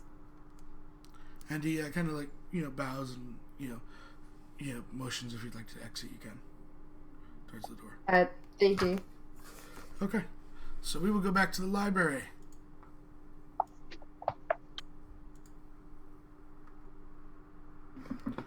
All right. So, Winter, you are back up. Yes. So I have a book. you do have a book. Winter is My punching all the last pages. book. Are Furiously reading. Are you still going to assist Eldon, or are you going to look up something else on your I think he wants to go look up the uh staff thing. Okay. Words. Okay, I can. Yeah, she'll Give me that she'll look at investigation, Winter. Eldon and be. I think I can manage from here. You'll have investigation because you've been on the subject pretty much all day. You kind of have Okay. gotten into the feel of it. The researching groove. Hopefully you don't hit a brick wall. I No. do not hit a brick wall. Right. You find one, and it's a very similar study to the book that was very pro kind of lich. Is this an answer? And it's similar sort of. This you understand when you start reading. This was someone's life work. Human author, deceased. As you easily catch on at the beginning of the book. It was probably he probably finished writing it, died shortly before it was actually published. But this was his life work. Again, he had a very similar sort of at the beginning of the book, very similar sort of application ideas for this, especially being human. But he also lets his prejudice be known to the reader, quite honestly in the book, because as he looks around the world, everyone lives longer than he does. His life is fleeting compared to that of an elf or even dwarf or even a half elf. She will try and not knee jerk. But you get it. It's not like so pro. It's that could great good be done with it, and then he goes on and he is. Most of it is very note takey, and then it becomes elongated opinions. He notes that at first there's not a very drastic change in the personality, but as time goes on. Sorry, Sev. Sorry, you cut out there. Okay, what was the last thing At first he notes that, and then you cut out that from there's there. not a drastic change in personality, in goals, or anything like that. But he starts to notice time goes on. It's almost as if nature takes its course, and it moves to more ruthless. He even as this lich was trying to further their work, the way that they would treat their subordinates, the way that they would treat even familiars became ruthless and almost, just trying to inflict pain. Yeah, she totally jerks her knee under the table. Like, As- literally, her knee comes up and it's like, whack! She's like, sorry. As you find out that, as you get towards the end of the book, you come to the realization, while it's not written, that in the way the words are framed, and it gets very more codey than anything else. And this is where you pick up on it because you rolled an 18. These were literally his notes. He didn't sit there. He never got to write this in a book form. He realized So basically, the change. somebody took his notes and published them. He realized the change, and he knew what he had to do.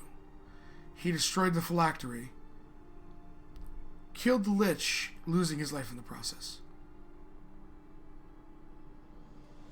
And it comes to that. It comes in a very coded and sort of way that you're understanding because of how much you've gone is. He came to the realization that he was, even though he was looking for a way to prolong his life, this is not the answer. This is evil. This is something that should never be done. And he goes, it's a bunch of, I need to do this because I can't let this evil be unleashed upon the world. Okay, does the author have a name? He does have a name. And let me just go to my notes. 1 second.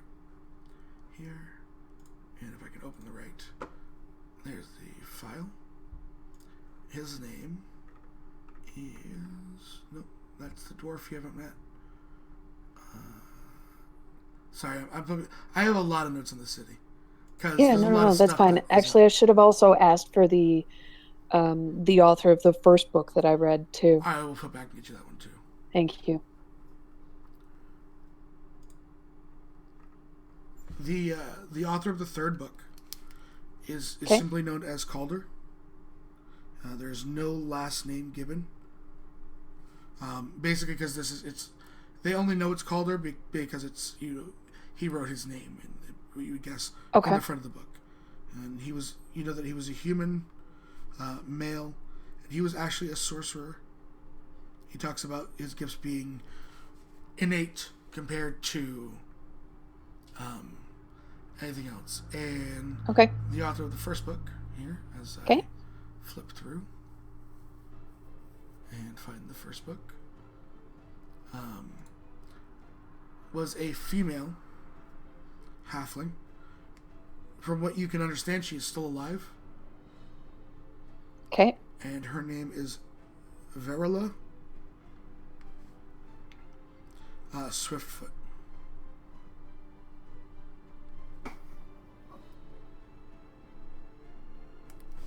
Okay. So Verila's Swiftfoot's book was more first-hand account. First-hand account, less yeah. less kind of long duration, more can this be practical? I think it can. And I'll just type them all out so you make sure you have good spellings.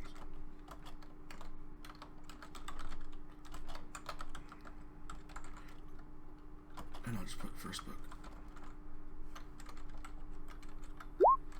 And then Calder, human Sork, deceased. And that was them.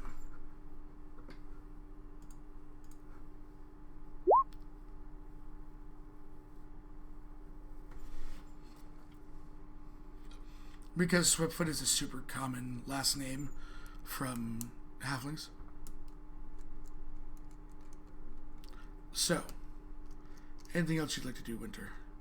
There's probably no more time for books today. Yep, no, that's all she pretty much needs, because she's now got a really good basis for a conversation with Alice. Okay. So, we will go to Fritz, and then we have Mr. Tea Leaf, and then we have the party reuniting. So, Fritz.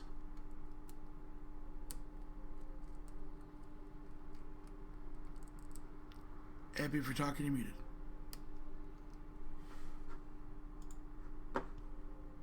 Hello. Hello. Okay, Fritz is sticking with the Moonblade. Okay, you can roll me another investigation. Are you sticking with the same book, or are you trying to go get a new book?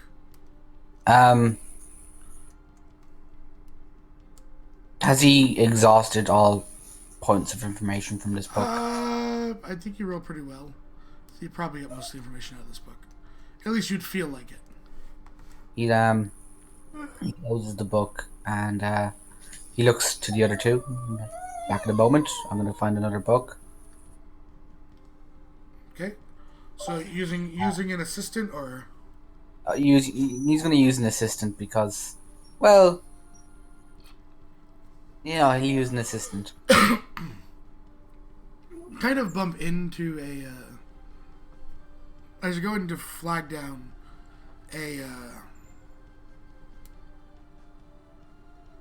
an assistant, you kind of bump into a pair of people, and then one looks up and goes, "Hey, what's where you're walking?" Oh, I'm terribly sorry. I was looking for an And assistant. This second one steps in front, pushing the first one back, goes, "Better not be trying anything." I look. Mind you, they're both halflings. I'm looking. So you're looking down. Yeah. First, I'm sorry. I have Give to. me a perception check. Yeah, that's exactly what I was just about to do. 18. You note that there are similar sort of shackles on the one that stepped in front of you, He's wearing armor, male halfling, and the other one seems a bit roguish.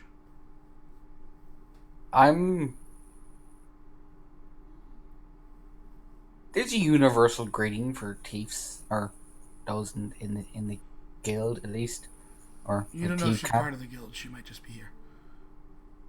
There's no way for you to know if she's in the guild or not. In terms of that.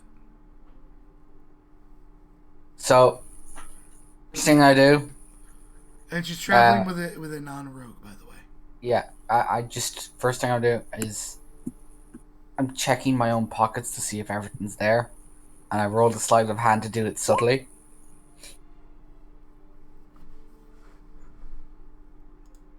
What's your passive perception? My passive perception, 16. Let me see something here.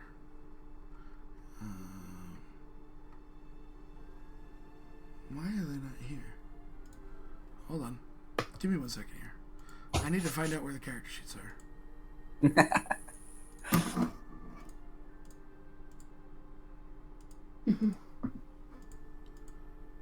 I can't.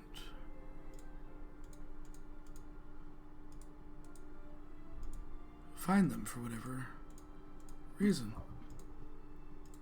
Maybe they're in Rishik.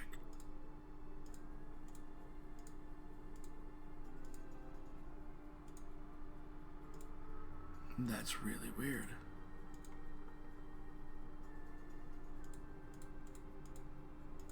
Huh. Huh? I can't find the character sheets. And it's bugging me. Maybe they nat 20 their stealth check. Apparently they have. No, they're not on that continent. They're not there. They're not in southern Utova. They shouldn't be in Hakone. You mean our character sheets or like NPC ones? Hold on. They're not in the archives. I already looked.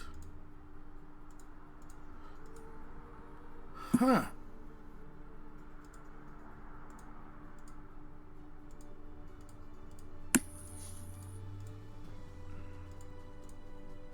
This is really weird. Oh, I see it. Alright, I just need to whisper the rolls. Give me 1 second here.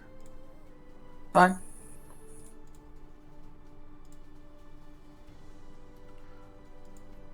Always whisper rolls. They are completely in the opposite end of where they should be.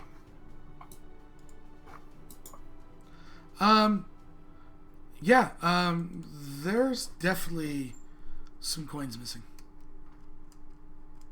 I sigh, and I'm staring at them, and I'm like, look, we all have our niches and trades. I'm currently researching at the moment, and I don't want to deal with this stuff. So you keep the coin. I'm gonna go find a book. I'm pretty sure we're going to meet up later in the end. He kind of looks at us. He's trying to say that she's a thief. Crosses his arms. He thinks he's. I mean, it's funny because he's like 3 foot tall, but he's puffing out his chest. I just smile and say, I'm a few coins shorter than I was beforehand. Well, maybe you should keep better track of your belongings. Let's go. And she just kind of, she nods and gives you like a look, and they walk off.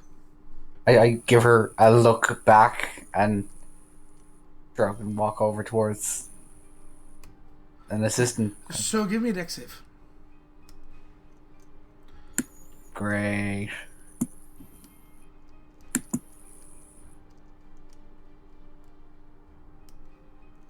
If it rolls, there we go. Yeah, you miss the DC by 1. You fall I'd flat like to on your face. I was gonna say I'd like to use lucky, but it's too late because you told me. So you fall flat on your face as your shoe laces were basically tied together. Well, you were not paying attention. You hear a giggle from around the corner, and by the time you would get there, if you were going to look, They're gone. No, I'm not even gonna bother chasing them. I know there's no point. I'm kind of laying there going, tricksters. I just sit up and untie my shoes, kind of grumbling to myself. However, give me an investigation now to see if you can find your book.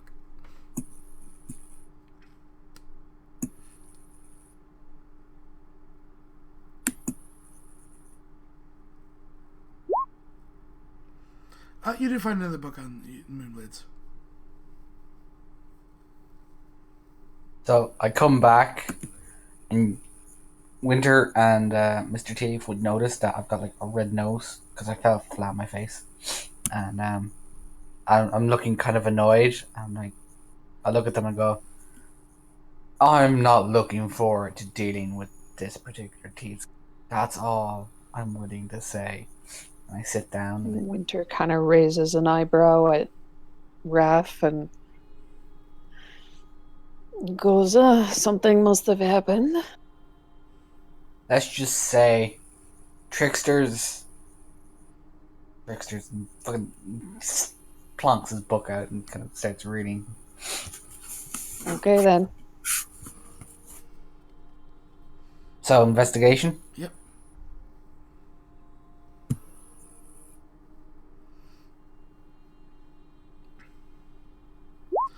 I'd like lucky.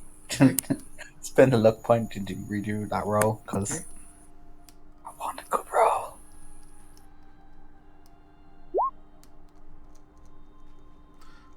Okay, on a 23 now. You end up finding, that a number of them have been found. You find out that one was being held in a vault here.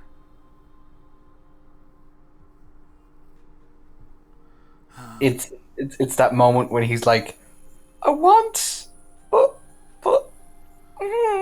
However, it was stolen.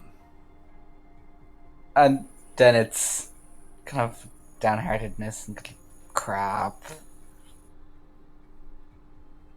There's a couple other notes of them being found, and they're kind of scattered across the world. There's only been about 5 that have been found in total.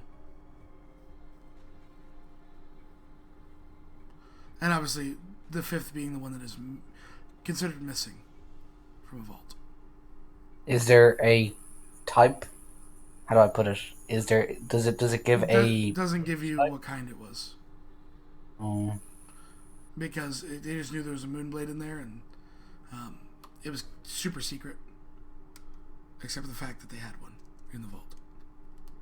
Yeah, Winter would probably, because her passive perception is probably much higher than everyone else in the room, would probably hear. Yeah, her passive perception is a 20. You'll probably hear Fritz curse under his breath as he slams the book shut and sulks. They already got to it. Or whoever it was, they already got to it.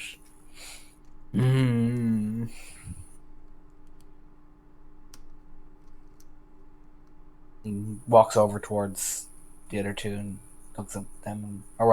Winter. Like, so what are you doing? I am having a very engaging mental discussion with these 3 authors, and I may actually get the chance to meet one of them to have.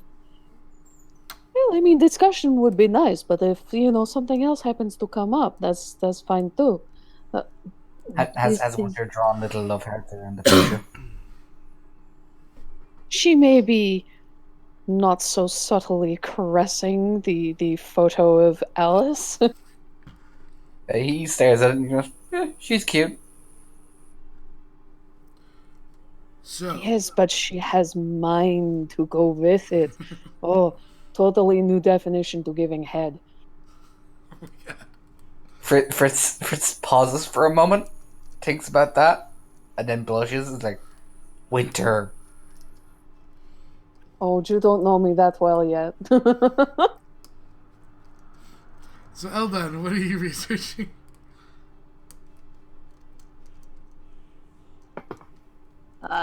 researching the staff.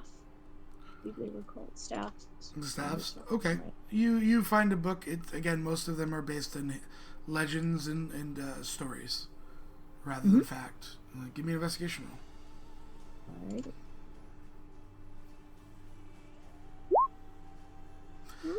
16. Again, you find much of what's been told so far in terms of, the story about them, once being one, corrupting the user because he wasn't worthy, and then being split into 7. They were stacked, across the world, and hidden. Does it say anything about what makes it worthy? What would make someone worthy? It doesn't. It's unknown. It was just that it almost, from what you can gain, is someone that could barely control their own powers had found it. Oh, It made them immensely powerful, like beyond, the most trained wizards. I mean, the legend says it took quite a few, and many lives are lost to separate him from that staff. I will also say, this is your library. You will get this. You will get 1 because you did roll above 15. You will get this name. Give me 1 second. I just gotta find it because it's completely not in the notes for it that I had ready for today. You get the name Harem.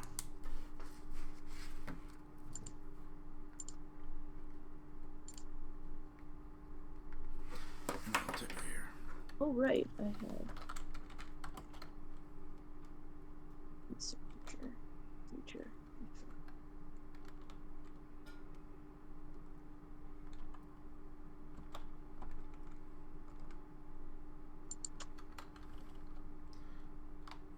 I'm just looking for his last name.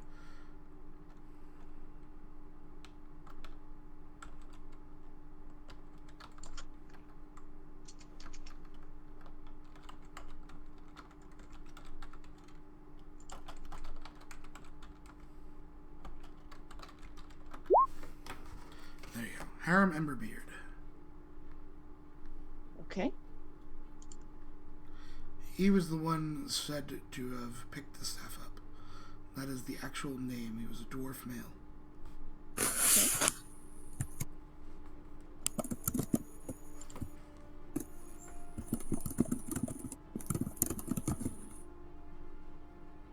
Would you be able to give me a little a note that I could? You want a note for in here? Sure.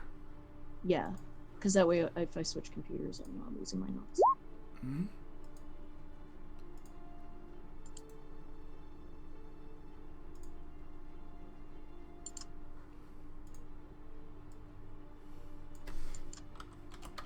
Thank you. Yep, and just assigning it to you. Yeah, so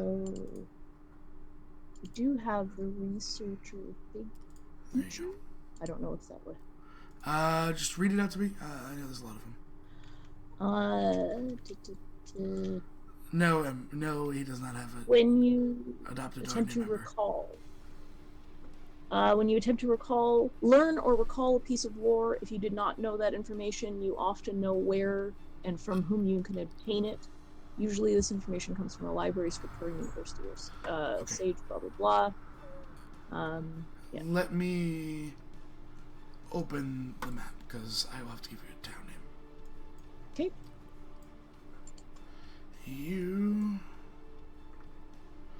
You know that the information you seek could be in one of 2 places.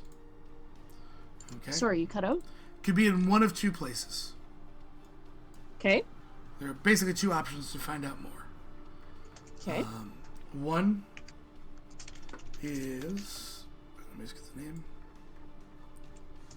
In what's almost considered like a myth to you, because no mages have ever gone there. Okay. In what you would know as recent history. It is called the ancient city of Zarndale. Ancient city of which? Sorry? Zaradale. I will type it here.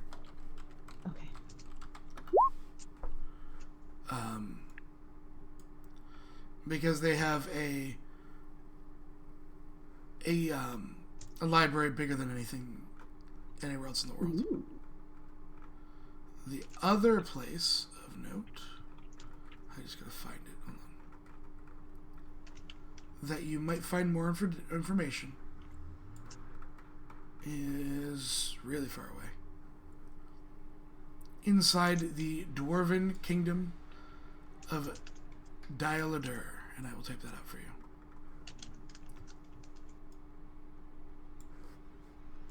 It is basically on the continent that the other party has been exploring. Okay. Which I don't really know about. Yes. I'm just putting that into perspective, because Huggles would know it. Out of character. Those would be where you could find more information about that person. And potentially the staff. About this person and the staff. Okay. Okay, and about how long ago did this happen again? It'd be over hundreds of years. Hundreds of years. Okay. Alright. That's what I'm doing, I guess. Making notes. Reading stuff. And tea. By the way, if anyone else ever wants a note here to take notes on the Roll20, just ask. I know some people like to have them in different spaces, so about the time that you finish up your book and you've made your notes that you've been able to transcribe, all of you, and you make your way down, you kind of coming to the library as it's closing for the night. As you step outside, you see Nave and Throd making their way back to you. Ah. How goes the reading?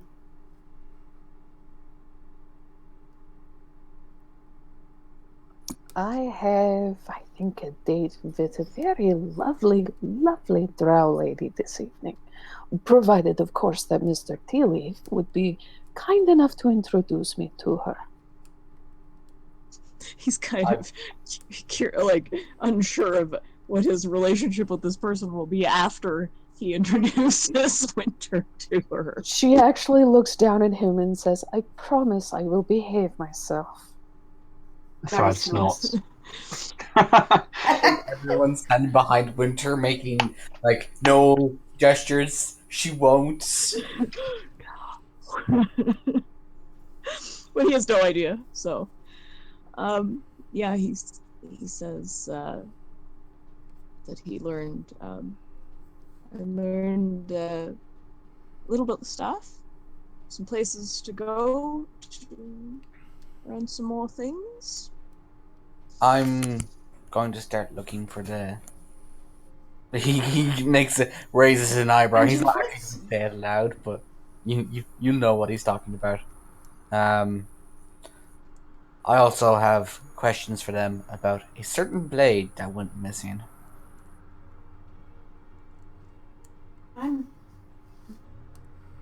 How does this blade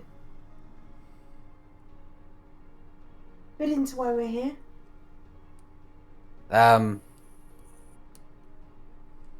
Call it a personal interest, but it may help keep me alive long enough. Okay. Don't worry, it's nothing dangerous. He looks at them. Something to do with my elven heritage. That's if you understand what I mean. Well, if you could arrange an introduction. Oh, of course. That would be most appreciative. I was wondering if anyone wanted to come with me. He looks towards Trad, in case any heads need crushing. You should probably take someone with you that, like either myself or Mr. Tea Leaf.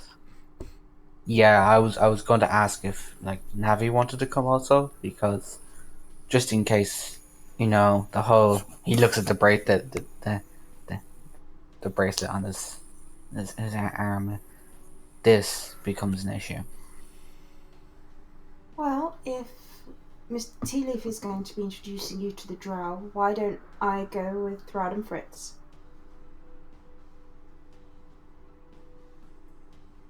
I'm pretty sure we're getting the less dangerous job right now. Now, don't be mean. I think he's being It's lovely. accurate rather than mean, Nave. I mean, I'm getting the feeling that We're less likely to be the imprisoned. Fair Lady Alice is in for one mind-blowing experience. He looks over at Winter. Winter has this I'm sorry, I huge don't understand. shit-eating grin on her face. Thrad sort of pats Nave on the shoulder and she's like, I don't think you want to understand, dear cleric. No. No. I'm curious now. Thrad sighs, Well, looks at Winter, hopefully- looks back to Nave and goes, you could have a girl talk. Hopefully, Winter's new friend is also curious. And with that, I think we should move along. So, the party. Okay, well, let's have the girl talk. Winter, why don't you explain what you mean to Navi? Yes, do explain. Winter kind of looks at Navi and very plainly says, well, this woman is a drow, and I have leanings towards the more exotic the peoples of this world. But the fact that she has an intelligence about her is, well, I find it very intoxicating. If she happens to lean towards certain things, as in if she's interested in, well, as they say in the common vernacular, knocking boots, then so much the better. But it is the first time I've actually been entranced by a woman who has shown clearly her mind, and it gives new definition to giving head. I love it. Hang on. At this, the Nope, Navi doesn't get it. the large stone animated lion that you're standing next to blushes as much as a large stone animated lion can, and looks to Winter, smiles, shakes his head, and then goes back to watching the people on the street.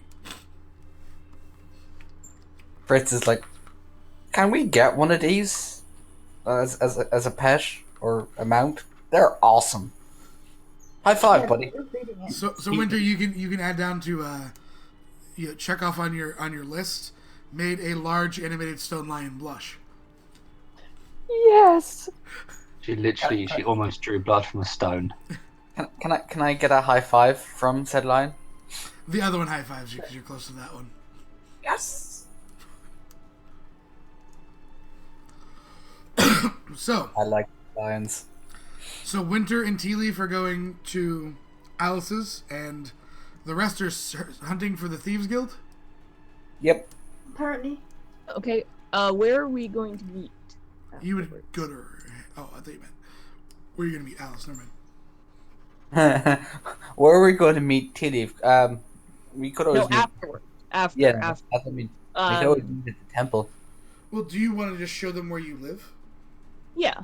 I mean, you would have an arcane lock. You could set it to allow the other group to enter, like Navi, for instance. Yeah. I will do that. The healer alive. Check. This is very fancy. He lives with his sister and her couple of kids. But I guess there'd probably be a little bit of room. It's tight sleeping, but it's it's indoors. It's not a jail cell. Yep. So All right. So Winter and Fritz. Each roll me Yes. initiative to see who's going first, because they might not both happen this episode. Fritz. Oh God. Oh, Winter is on it right now. Yeah. She wants it. No, hang on. Nothing is getting Both- away. Oh, both have +5. So. phrasing.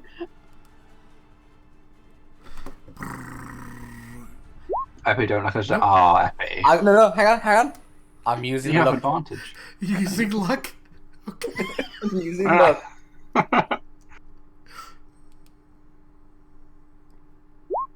God, Oh. this. Would you like to use your last God luck you of the day? Cock block her, man, because she'd be so angry. Well, with no, you. I mean they're happening at the same time. It's just which one we tackle first. Well, something's getting tackled, anyways. Okay, so the party's they nod outside of Mr. Tea Leaf's house, and Winter and Mr. Tea Leaf. Winter will actually take a moment to freshen up first. Oh, She there a she montage? actually wants to look professional. all right. So how are you freshening up? Let's hear it. Well, What is Winter doing? She will make sure that her hair is at its mohawkiest and at its most brilliant white. She makes sure that her dark smoky eye makeup is on fleek. She will, make sure that her skin is at its most polished and pale. Basically the shit that Sari had the people at the salon do. She kind of tries to incorporate some of that. She will, if she has the time, she will actually bathe. She will certainly, change into her nicer robes. Actually, does she still have that dress? I think she does. She does still have that the black dress that Sari had purchased. So she'll wear that. All right, and while she is getting ready.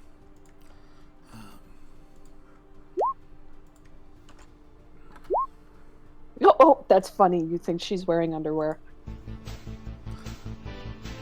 Winter's going through all this, getting ready, putting on the dress, getting her hair super white, peacocking out. There is a montage with the appropriate song.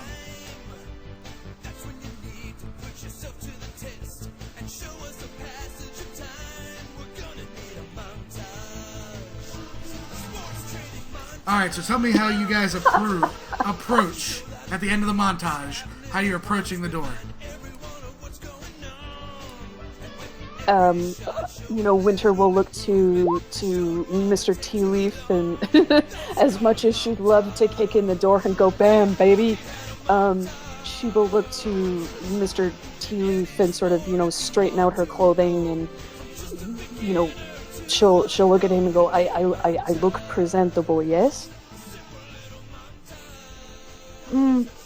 Yes.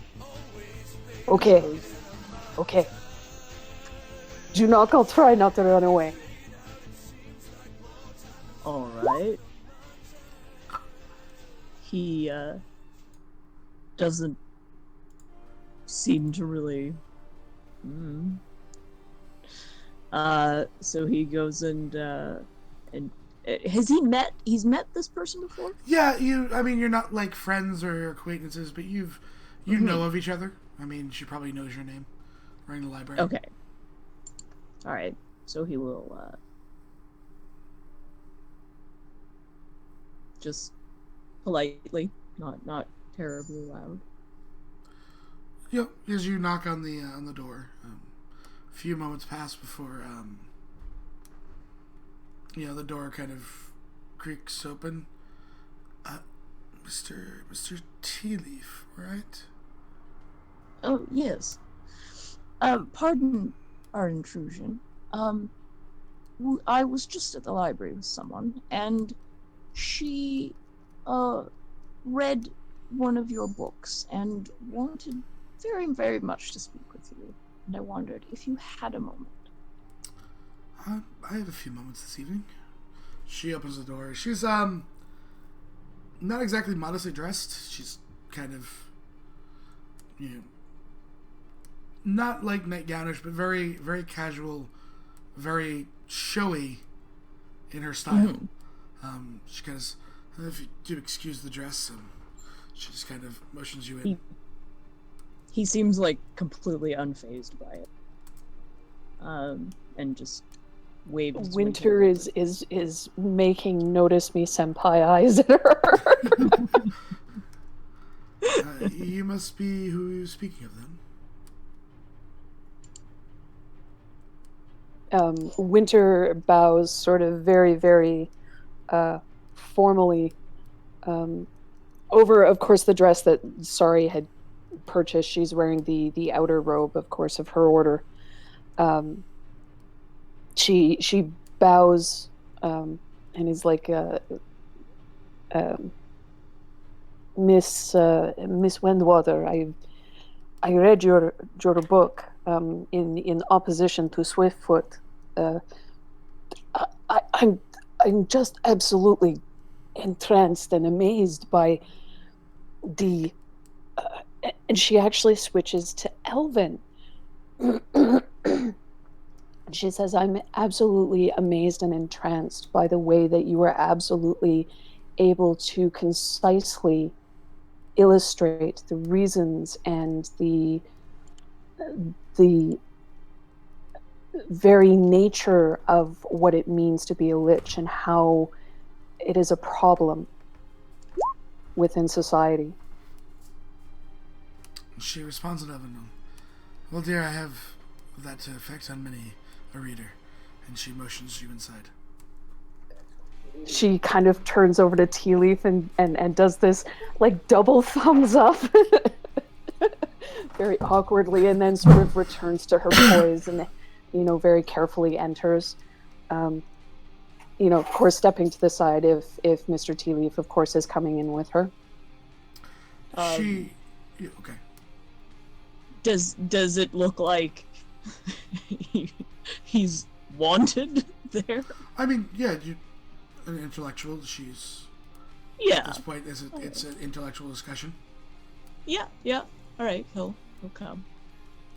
As she motions. First door on your right. Tea, beer. Winter will actually defer to Mr. Tea Leaf. Tea's fine. She, kind of with a flick of her finger, teapot starts. You can hear the water getting put on and start to boil. She kind of joins you in a sitting room. You notice, a couple of bookcases in here, a number of things she's written on them, as well as some other kind of stuff. There's a large desk in here. It's probably her writing room as well. There's a fire burning. And she motions. There's a kind of a two-person love seat. There she motions for both of you to sit down, and she sits down in on a nice kind of plush chair. Eventually, the teapot kind of hovers over, landing on the table. The cups sit down. A little pot of sugars, hovers over. Snacks as well. Again, Winter defers to Mr. Tea Leaf. He's no, I'm fine, thank you. Okay. Winter will actually look to Alice and say, "May I pour you the first cup?" Oh, and she looks to your hands. She's noticing the bracelets now. She looks at you and looks at. You're a monk. You're no servant in these quarters. And the teapot starts pouring itself. Oh, she actually tries not to look disappointed. It's custom where I'm from that. Anyways, never mind. So, just a social calling, or is there more to this discussion? Looking between both Mr. Tea Leaf and Winter. Winter looks to Mr. Tea Leaf, and then over to Alice and says, in Elven. I am more than happy to keep this as a strictly social call. However, if you would like something to go beyond the social call, by all means, I am not opposed to such a thing. She smirks and looks Winter up and down and says, "We'll see. We'll see." She switches back to common. She says, "Yes, but I read your book. I was very much. Oh, this. I'm sorry. This is quite difficult for me to actually put into words. What is your native tongue, dear? Is actually giant. Speak. Okay." She begins to speak in giant.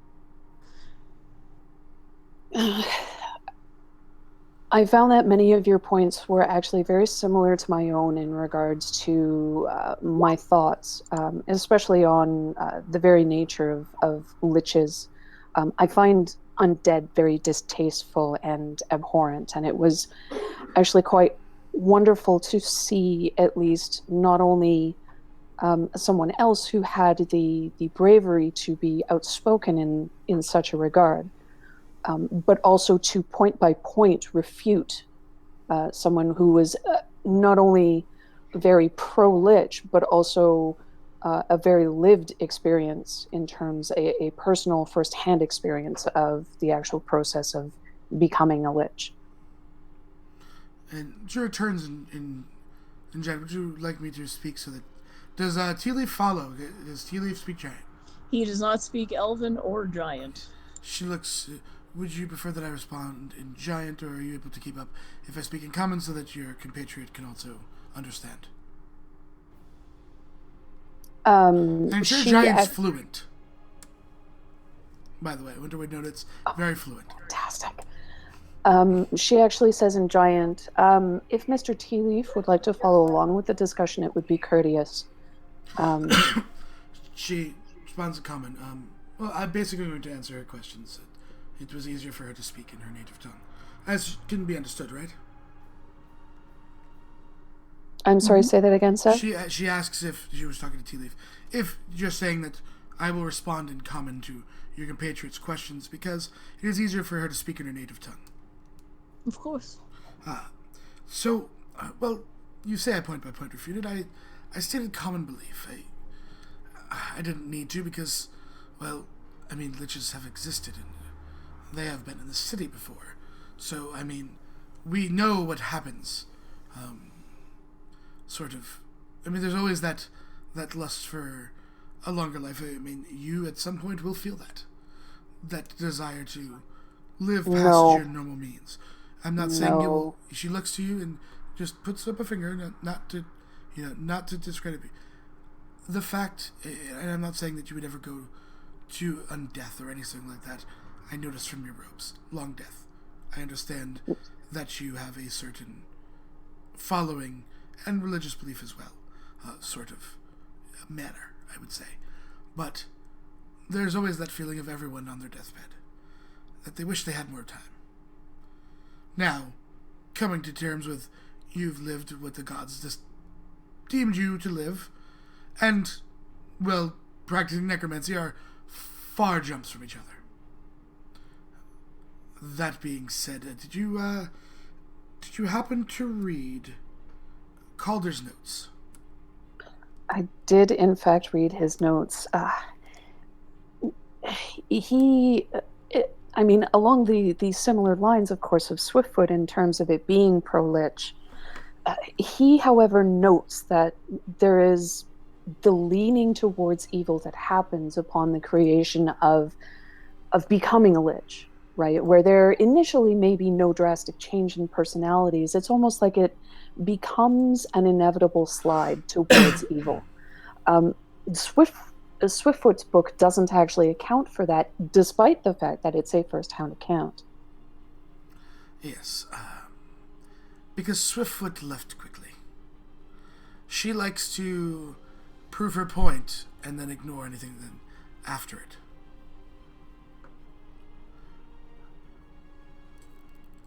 Calder and Swiftfoot studied the same person. Who did they study? No name was actually mentioned in the book that I could see. You get there's a bit of apprehension. Give me a persuasion check. Oh, balls.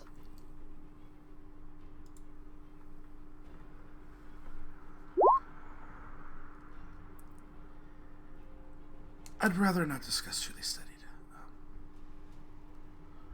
I mean, if you'd like to try and also do persuasion, you may.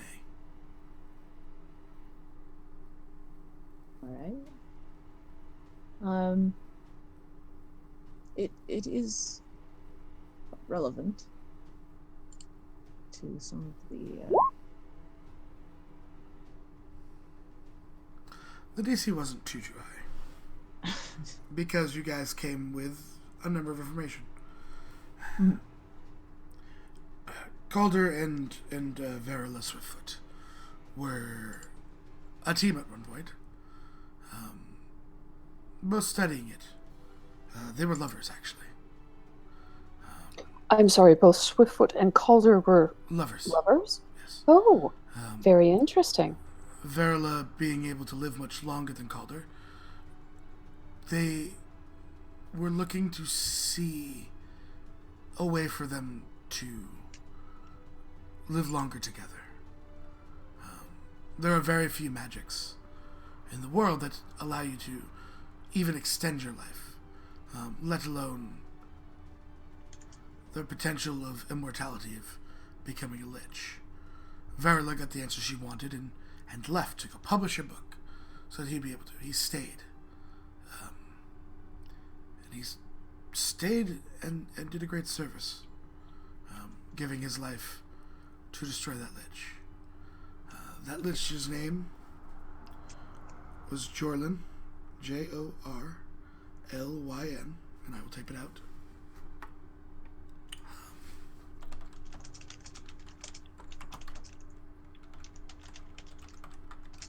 So, And she was my sister.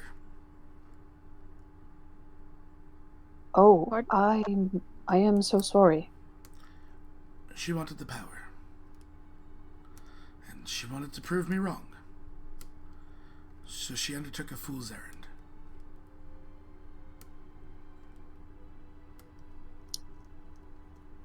no. I can understand why then that you would be as vocal as you are in speaking in opposition. Yes. Well, She kind of motions to herself. She goes, not many of us make it out of the Underdark. Let alone aren't killed on the surface.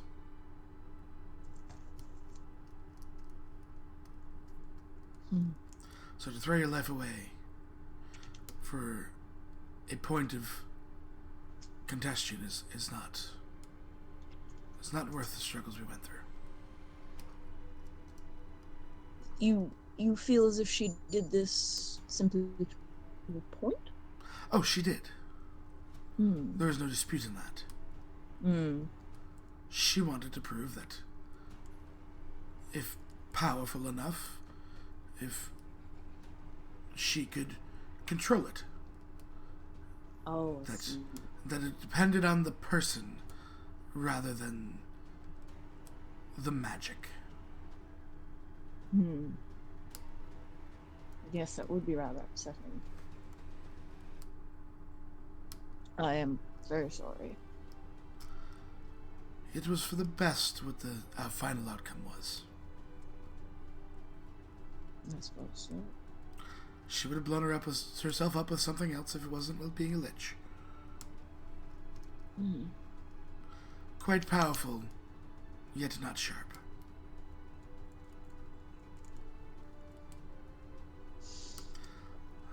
But I have to ask, why all the research on liches from the two of you? You kind of cut out there, Sev, after YR, and then Why all the research on liches from the two of you? On this? On liches, yes. Winter kind of looks at her and says, well, you said it yourself, I am a monk of the Way of Long Death. This is something of a personal interest of mine, if only so that if at some point in time that I encounter a lich, that I should be able to dispose of it properly. She raises an eyebrow at you.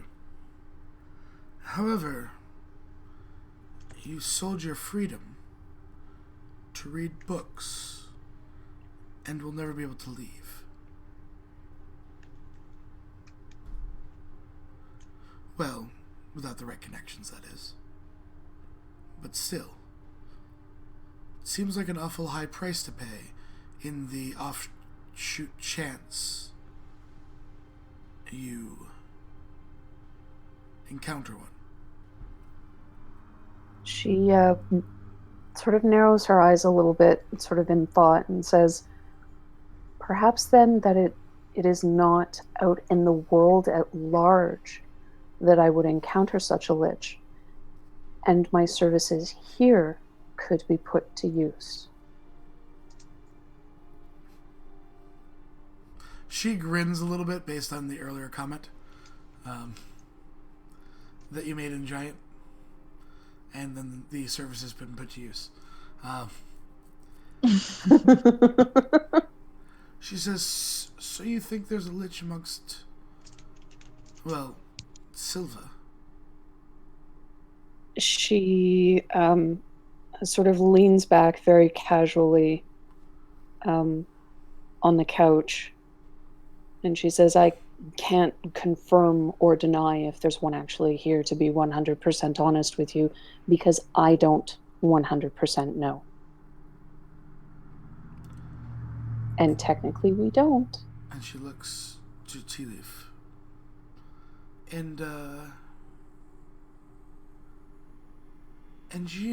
you're part in all this. Aspirations bigger than the library, it seems. More of a desire to protect it. She's not trying to read you, Winter. Unless you're trying to. Yeah, I know. Her. I'm trying to insight her. Mm-hmm. Yeah, roll it, and then we'll get to that in a second. Nope. She's hot. Yes. Yes, yep. She is. Really like that dress. Yes. I suppose oh, sorry, completely lost my train of thought.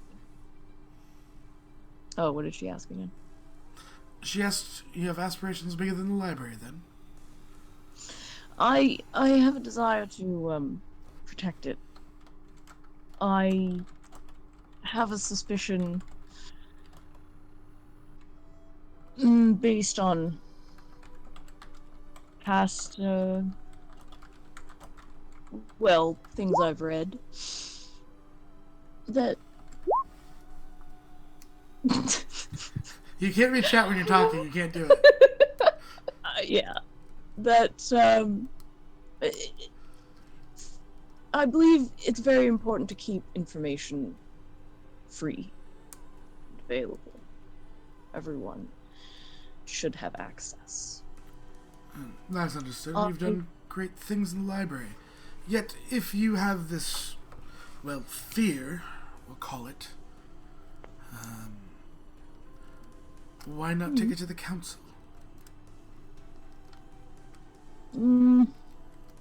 Such a thing is so... Whenever I've read of it, it seems that situations like this where these sort of things happen, they happen in small, subtle ways that take a very long time. Each incident not particularly significant, however, as a whole, these events come together. They are really only best seen from the future after it's happened. And it is only because I have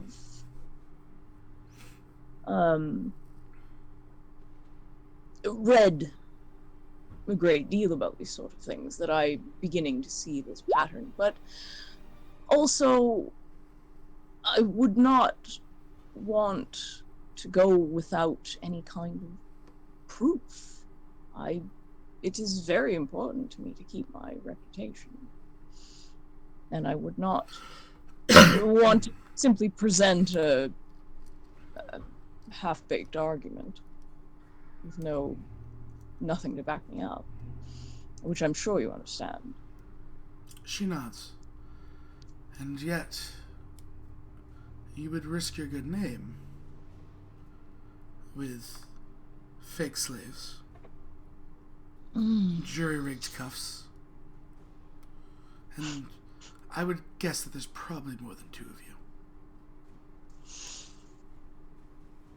He just sort of doesn't really he just sort of looks over at Winter and raises an eyebrow and says, well, I suppose I am not terribly skilled in the My dear, I'm Department of 600 Deception. years old. Yes, of course. I've seen things. She motions to Winter. She makes the attempt to hide the growing smirk in regards to the "I've seen things." Is she beckoning me over? Is that what? Okay. She Winter looks at Tea Leaf and stands up and sachets over, and Your wrists, dear. she very carefully and very, poised offers both the wrists. She kind of takes them in both of her hands and looks. I mean, this is. And looks back to Tea Leaf. I mean, this is your first attempt at faking them, right? Is it that obvious? No, actually, it's quite good for a first attempt. He looks very proud of himself. She kind of she taps an area on them, Winter, as you know how they were almost like skin. They come back to the metal cuff for a second. Okay. On both. I hate these things, and you just see like a little bit of kind of, you can see as she takes out two fingers and she's running along the metal of the cuff. She's like, there it is, and you see like the incantation that it's done kind of flares up, and you see her just kind of slowly change the line slightly here and in a few places, and then she taps them both as they go back to the skin, like you don't even feel like you have anything on. She goes, that will be a bit better. He Easier to watches pass. everything she does very carefully. He's curious. Also, of note to you, Winter, if you were to go hit a mage, pretend like you get hurt. I disabled that mechanism. Winter then now does not hide the large grin. And she says in Giant, so why are you helping? I live here. It's a great place. That doesn't mean that I enjoy every rule that has been passed. I mean, I was alive when people were burned. I was and Kind hunted. of shudders. But if we treat those who once oppressed us no better, then do we not deserve to be hunted and burned? There's a balance in all things. I believe that is one of the general monk teachings, is it not?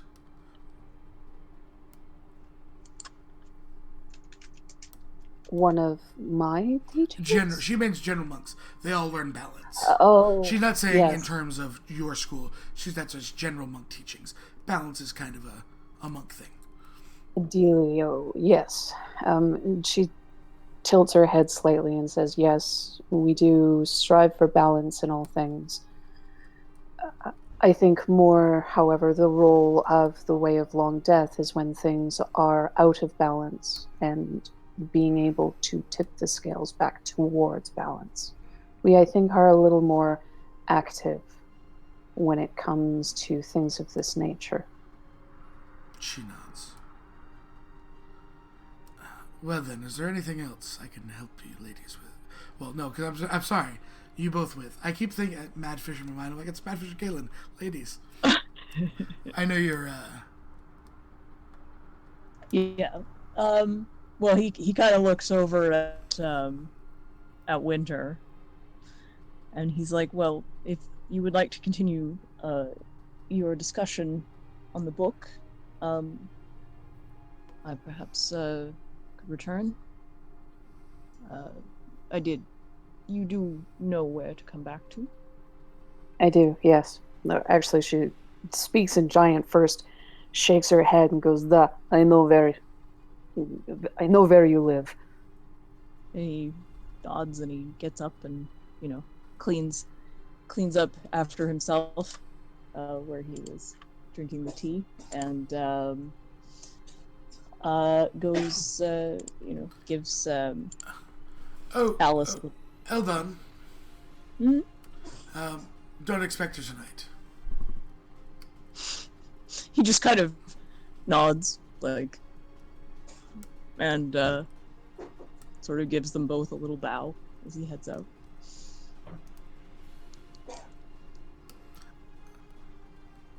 She Doesn't seem bows to back to you. react to any of the sex jokes at all.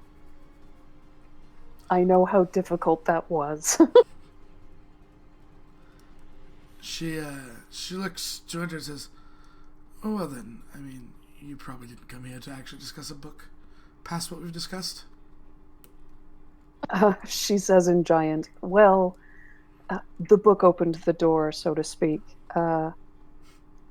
I find your mind absolutely intriguing, and if I could see the rest that would go with it, that would please me greatly."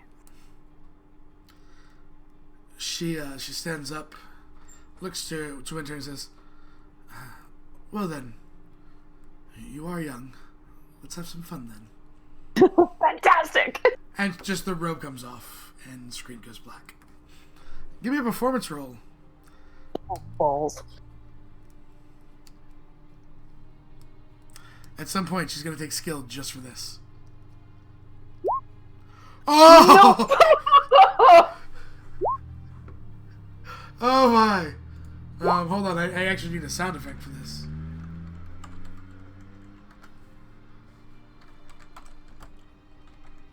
Is it that thing from The Price is Right when they lose? Whoa, whoa, whoa!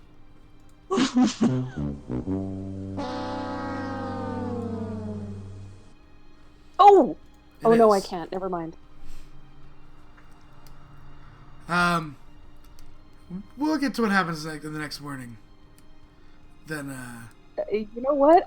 I'm actually totally fine if she goes home a little bow-legged, because it's been a long time since something like that has happened to her. you'll find out what happened. Oh shit. So, we will have a little bit of time for the other group. Throd, Fritz, and Nave. How y'all doing? Pretty good, pretty good. Do we not have an Epi? Both of their did Hoggle speak? Because both their icons flashed green for me, and then I did not hear Huggles. there you go. Try You again. just- I'm Huggles. just really. How are you? Huggles, try again. Yay! Yay, we hear you. Okay. Guys, need to stop with the silent spells now. Come on. Yeah, seriously. Goggles, your Using silent all- spell affected me. Using all your spell slots. So, Dude, we're going up against mages. I've been practicing. So you go back to one of the streets you were at. You find the sign. Or the first one, anyways. Yep. Basically, it says Haven. Ooh.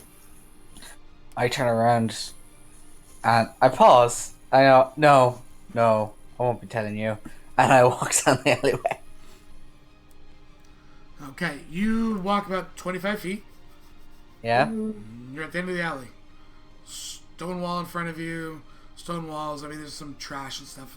There is a shop next to it, but there is. I'd like to make an investigation check on a wall and Okay. the area surrounding the wall. Yep.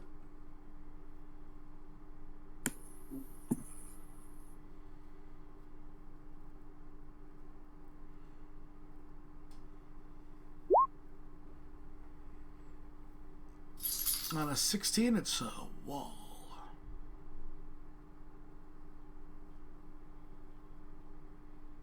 I turn to the rest of the group and like, I know there's something here. How do you know there's something here? Because there's nothing here. You really think there'd just be a blank wall? Thrad So nods. let me get this straight. There has to be something here because it's a wall. No. It's just too. How do I put this? Clean. Thrad points at the rubbish in the alleyway. You know what I mean. It's. Thrad shakes his head. I really don't. He paces for a bit, walking from side to side, and then leans against the wall.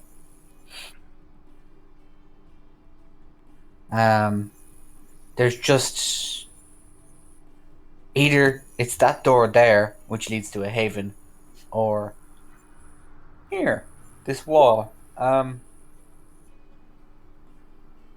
He pauses and he kind of look. How tall is the wall?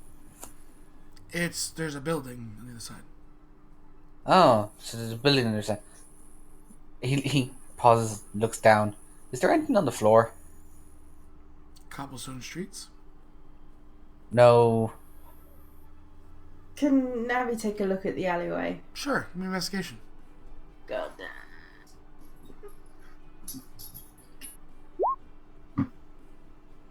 Still an alleyway. It's an alleyway. Throd, just for shits and giggles.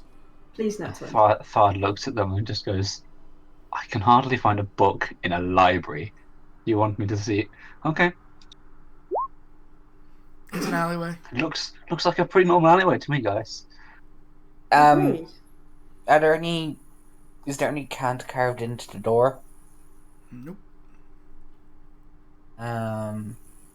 Wait, is there a symbol? It sounds like is there a symbol or something that I'm not seeing?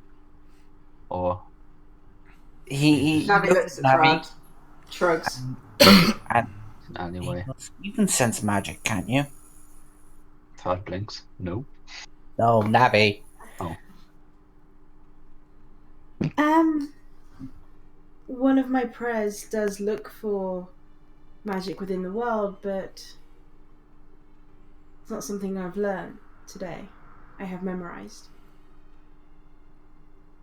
But I mean, you'd recognize the feeling of magic if there was magic nearby. I'll let you make me one more investigation, Fritz. You've been there for now 20, 30 minutes. In an alleyway. Me? Yep. Oh God. That doesn't look suspicious. Exactly my thought. Do I have advantage? You know. God damn it! Hang on. I'm using lucky. Fuck that shit. Use my It's your last last thing. one. I know. I don't want to do it, but I What have could be worse? Can I guidance him? Oh, On a 25, you realize that there is a single stone about like a millimeter in from the rest. Oh, a what? Barely indented in. There's a single brick in this building. It's slightly indented. I am. Almost like you can't notice it. Unless you knew it was there. I walk up to the brick and I kind of figure that if you're on the run, it wouldn't be trapped, but I push the brick. It pushes in. Nothing happens. Not that you can readily see. I start looking for other bricks. On a 25, that's the only brick that's slightly netted. I sigh and I look back at the brick and kind of wonder if it's a brick that you pull out. There would be no way physically for you to pull it out. Cross my arms, tap my foot, waiting. No one's turned up. Nope. I could punch it. Navi, would you like to give me an investigation? I Yes, pointed I'm out the brick to them, by gonna- the way, and I'm trying I can't see other bricks that do this. I'm gonna cast guidance on myself first. Okay. Not that it matters. Brad, give me perception.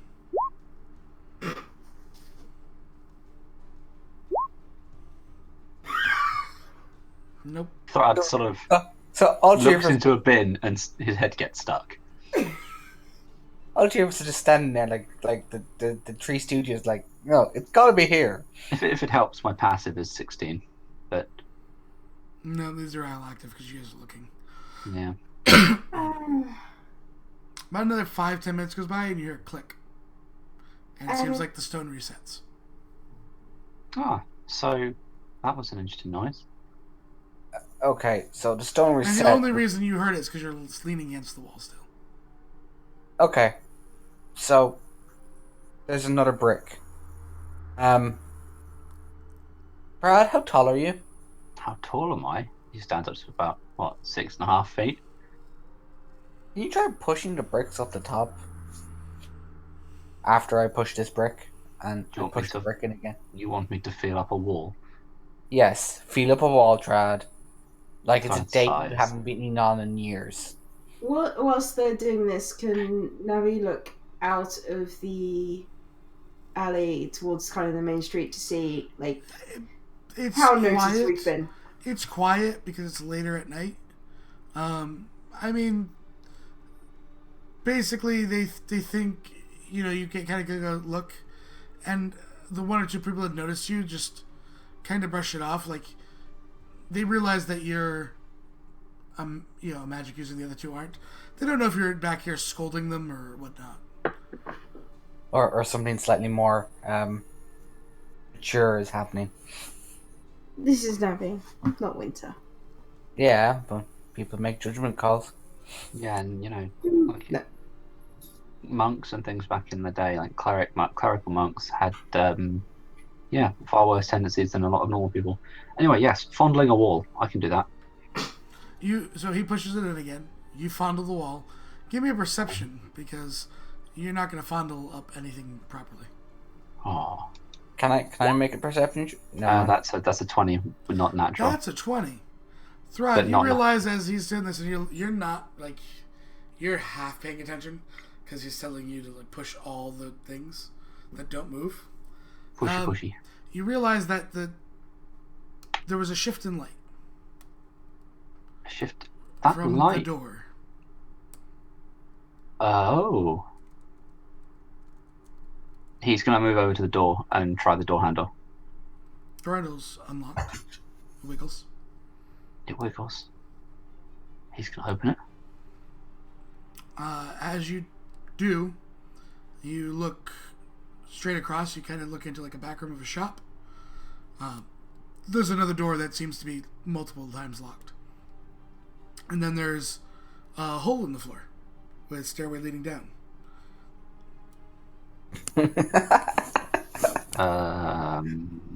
He's gonna lean back out. Fritz, Yeah? you're good with locks, right? Yeah? Sort of as his throat has just leant back enough so his upper body is visible. His other arm comes around. He's just below his face. He makes a pointing gesture and just kind of goes in here. Oh. It's almost comical. He grabs Navi and pulls her along with him. Like, this way, Navi. Unhand me. I'm perfectly capable of walking myself.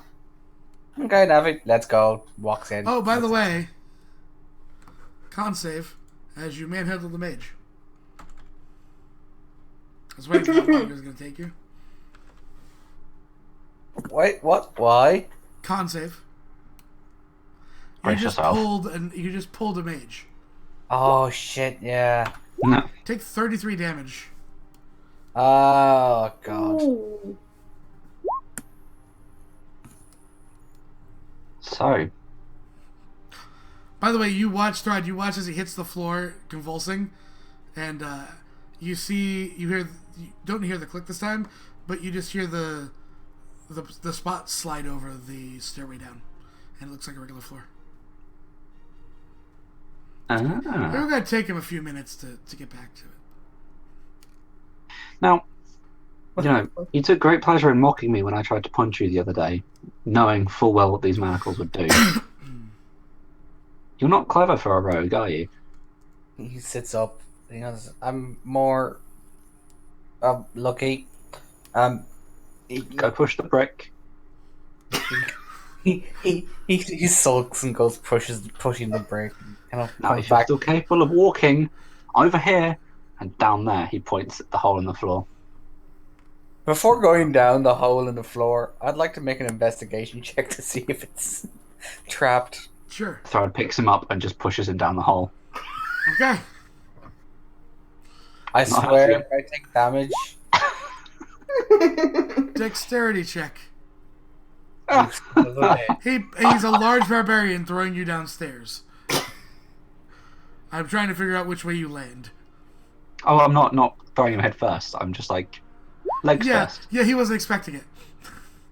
Yeah, Oh, you wonderful. managed to stick your feet. You stick the landing. So does that And you hear a investigation click. check still count? Yeah, you realize you stepped on something.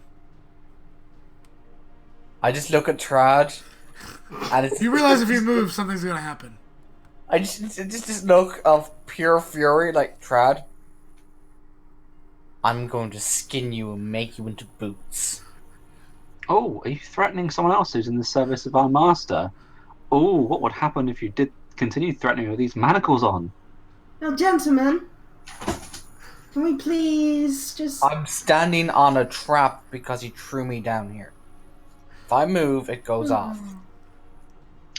Brad, I would say that you are intelligent enough to know that if you just tell him to wait a couple minutes, that door's gonna close again, and then he can figure out what's going on with the trap, and you'd be probably safe. Well, if we just wait here, we'll see what happens to you. I'm pretty sure that all the stuff will reset. He looks sort of gleeful. A minute or so be goes patient. by, you hear. You can't see through Right. or Navi anymore. So I look down at my feet.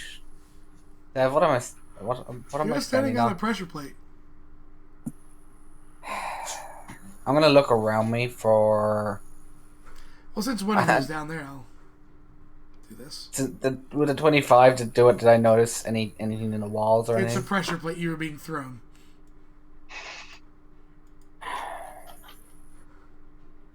Okay, I'm gonna make another investigation check to see if there's any, I don't know, holes or darts or gas or whatever to come out. Okay.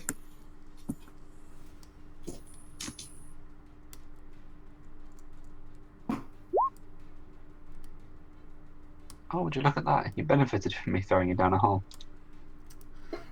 You don't see any of the things you were looking for. But what do I see? You see that you're standing on a pressure plate. You have no clue what the effect is. Even on I natural step 20, off. I step off of said pressure plate. nothing seems to happen. Bitch. Is there a door in front of me? No, you're looking at basically what you see here. Oh, You are okay, standing okay. on basically on a thing. You're basically in the sewers. There are torches lit. There's a bit of running water going into a kind of a long shaft in front of you. I wonder how long it will take for them to realize that I'm okay and they can push the button again. Excuse me. How long does it take the two of you?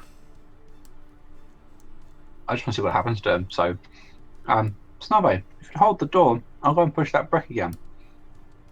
Of course. Thad plods his way outside and pushes the brick. You see Fritz standing in a slightly Looking different very- spot. Looking very pissed off. That was So- the most fun I've had all day. I'm going to make a perception check because I get the feeling we're either being watched right now or something bad's about to happen. You don't see anything. Okay. Do I by any chance see any more symbols? There's one Can't. that on the pillar in front of you that basically tells you to follow the left path. So I do exactly what it tells me. Navi will be coming down. When she gets to you, she'll put a hand on your shoulder. I just don't like being manhandled.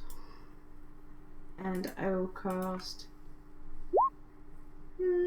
healing. 24.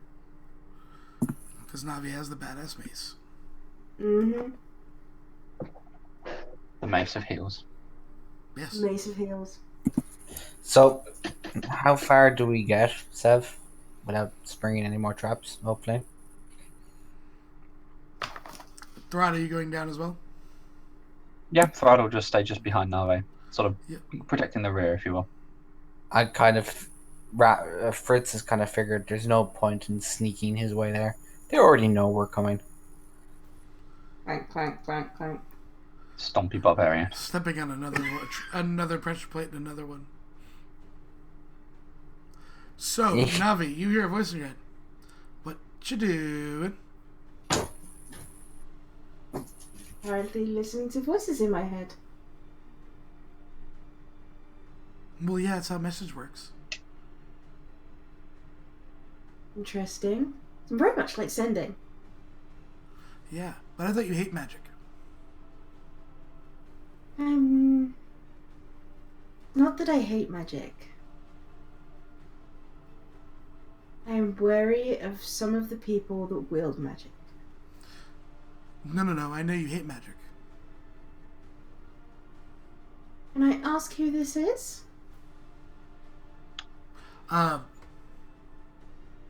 She goes, I can just show you. That would also be good. So, Throd, as you're walking in and Fritz is looking in front of him, two halflings appear on either side of Navi. Out of nowhere. Ah. Little people. Hello. Right. One of them, Fritz they're is- the same two ones. Fritz. One of them bows to you. Lady Navi, it's been a while. And the other one, the female just waves to you. Do I recognize them? It's Connor and Miri. Ah! Mary, Connor. How have you been? Good, how about you? I'm good. Fritz turns and looks at them both, and looks at Navi, and looks at them both. I take it you know each other then. Yes. Actually, Mary, Connor, is there someone we could talk? Yeah, I mean, if you stop stepping on he points to Fritz. If you stop stepping on all the pressure plates, it'll be easier.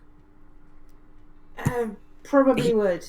He Which one looks of at us is them. in that? I go, "Is there any point in sneaking?" I mean, he just gestures to the two of them. They both nod. Thrad is going to walk up Nice. to Yes, Fritz today and is just not pick going him well. up again. So Off. it kind of turned crappy when one of you two tied my laces together.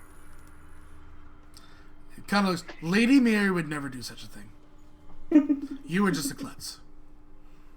Mm-hmm. He looks down at his laces just to be sure. She's, yeah, Thrad because is every time you step on one of those pressure plates, they know where you're going, and then they set up an ambush. ooh, an ambush. No, Trad, we're not here to kill them. We're here to work. Ah, Thrad Yeah. knows his great. You remind me of Kriv. She just looks up the Throd. I don't you- want to have to you kill you. Kill me. He looks down at the little one. She How nods. good is magic? She nods with a almost scary sort of, like, you kind of get from her when she nods, and it gets that little bit of seriousness. She's probably killed things bigger than you. I like you. She is You're badass. scary. She goes, "You want to see something cool?" And she hucks a dagger down the hallway, going out of your vision, and then it appears back on her belt. Ah, that's cool. Miri, have you seen my new armor? It's You remember, beautiful. Yeah, you remember that dragon. This is, I do. remade I from enjoyed it. the staircase. I threw lots of daggers at it. And Gotrek became part of the tower. I remember that. Connor's like, Yeah, I stood strong. Thanks to you, Lady Navi. you did, Connor. You always did. She's like, There's so something what? going on here that we don't know about. Am I right? They know them. Like, No. these are- I- I mean, with the story, just Flight sort of looks at Friston and just shrugs and goes, I don't know who they are. Shrug. She goes, Oh, sorry, Yeah. how rude of me. I met Miri and Connor back in Cesano when I first left the temple. Ah, Mary points to the thread. They didn't like me very much. Magic. And does the whole, like, hand motions, wiggling the fingers. oh, nods. Like, I totally get that. That must suck. that's awful judgmental of them. I mean, some people don't like me because I have anger issues. Don't have anger issues. She goes, I don't like you because She you have goes- bad breath. your cuffs, though? They don't... those aren't done very well. Especially when he gets shocked. But it's fun though. She goes, you don't mind, do you, Navi? Of course not. No, go ahead. Connor, punch Navi in the knee. He just wails her Whoa. with the No, cuffs no. on. No, but you saw permission. No shock at all. And he doesn't hurt actually his fist hurt from her. punching her from punching her armor? It's a plate mail gauntlet versus Dragonhide. It's neither of them are really hurt. He's not a monk. Oh, that was, yeah. Now he takes 1 point of damage. Well, if we're actually gonna do it right, Navi takes 6 points of damage because it's plus strength. Oh, I didn't think it was. It's 1 plus strength. I'll take it. I'll take it. So, guys, want to heal dear. myself later. Might throw myself a healing word. So she points to you. Aren't part of the guild. Nope. You look like a barbarian. Pointing to Thrud. Thrud claps sarcastically. And I know you're a cleric. So why are you here? They're all friends and we can trust them, right, Navi? Of course. We're here to break into the tower. Why? Because there's someone we have to kill. You remember the mages that were attacking my city? Hey, I asked Navi if we could Yes. trust them. Well, They were from here. yeah, they were from the tower. I believe the tower specifically. By the way, how'd the Underdark treat you? Yeah, we need to talk about that. Is there somewhere we can talk? Yeah, just this next part's gonna kind of hurt. I'm sorry, say what? You what? You all go unconscious as you are pelted Hang with on. arrows. What? Hang on, what? You all go unconscious. Did I see that coming? No. Oh, Chris, before it happens, can Chris just let himself No. You get hit, and then which means you drop him from a higher place. He gets hurt a little more. And since it was unintentional, the gauntlets won't kick my ass. Wait, what do I do? I picked you up to move you off the pressure plate. So Oh you as we wrap up here, Navi, you're brought back to to consciousness with like a small splash of water. And Mira's like, didn't hurt too much, did it? No, I seem to be I fine. don't, not a high rank here. Don't really get to run things. Fair enough. You gotta look. Your hands are not shackled at all. You are just sitting in a seat. Kind of a large room. She then, you look to Fritz and Throd, who are both kind of shackled to the seats they're in. But they seem fine. Water gets splashed on both of your faces by Connor. Time to wake up, guys. Time to wake up. Throd yawns. Fritz sits to attention. I didn't do it. Throd just sort of yawns and goes, "Good morning." You look up, and there's like this large kind of oak table with gold kind of trim. And Throd, you see, I think since the first time since you've been here, another dragonborn. Ooh. Black scales, kind of a nasty scar over one eye, and says, "You're in my tunnels." We were looking for an audience. Can I That's get a better look at the dragon one? Yeah, you're not sitting far away from him.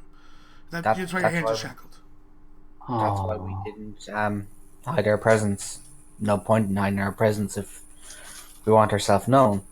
Yeah, I kinda the think little I'll- one just told me you had no clue about the pressure plates.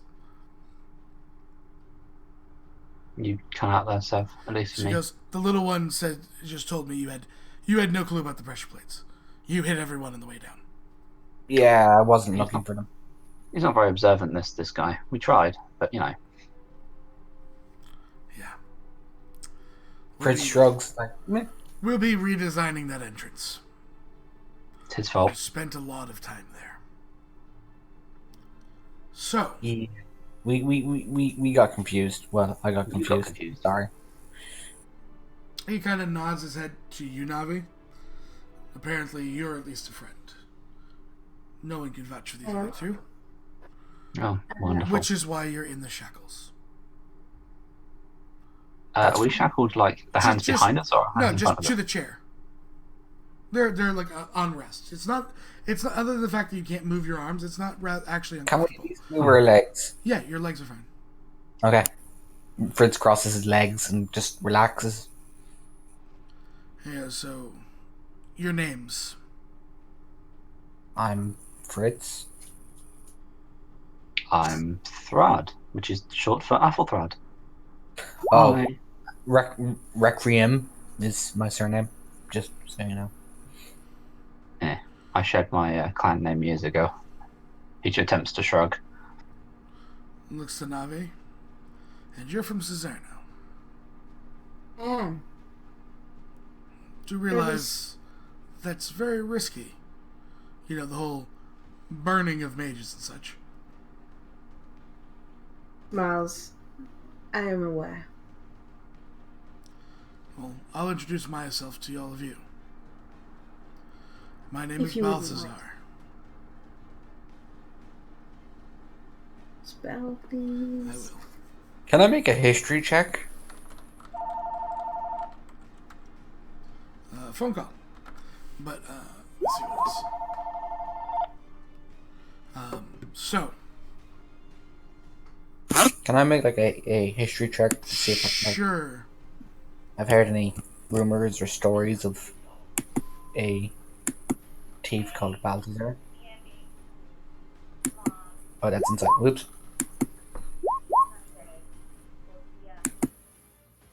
That's not one. You've never heard a story. Do you not have reliable talent? Or Oh wait, I do have Nat a lot. ones, I do not allow you to. oh, okay. Yeah, I don't allow it to happen on that one. It says, "Welcome Does he to my see- underground," and that's Does where he we'll see- end it because I have a dinner to get to. So Twitch, we'll see you in like 4 hours time for 24 hours. I'm not sure why I'm doing this myself, but Woo! bye He's also doing it Twitch. to all of us too. Bye, Twitch. Bye, Wedge.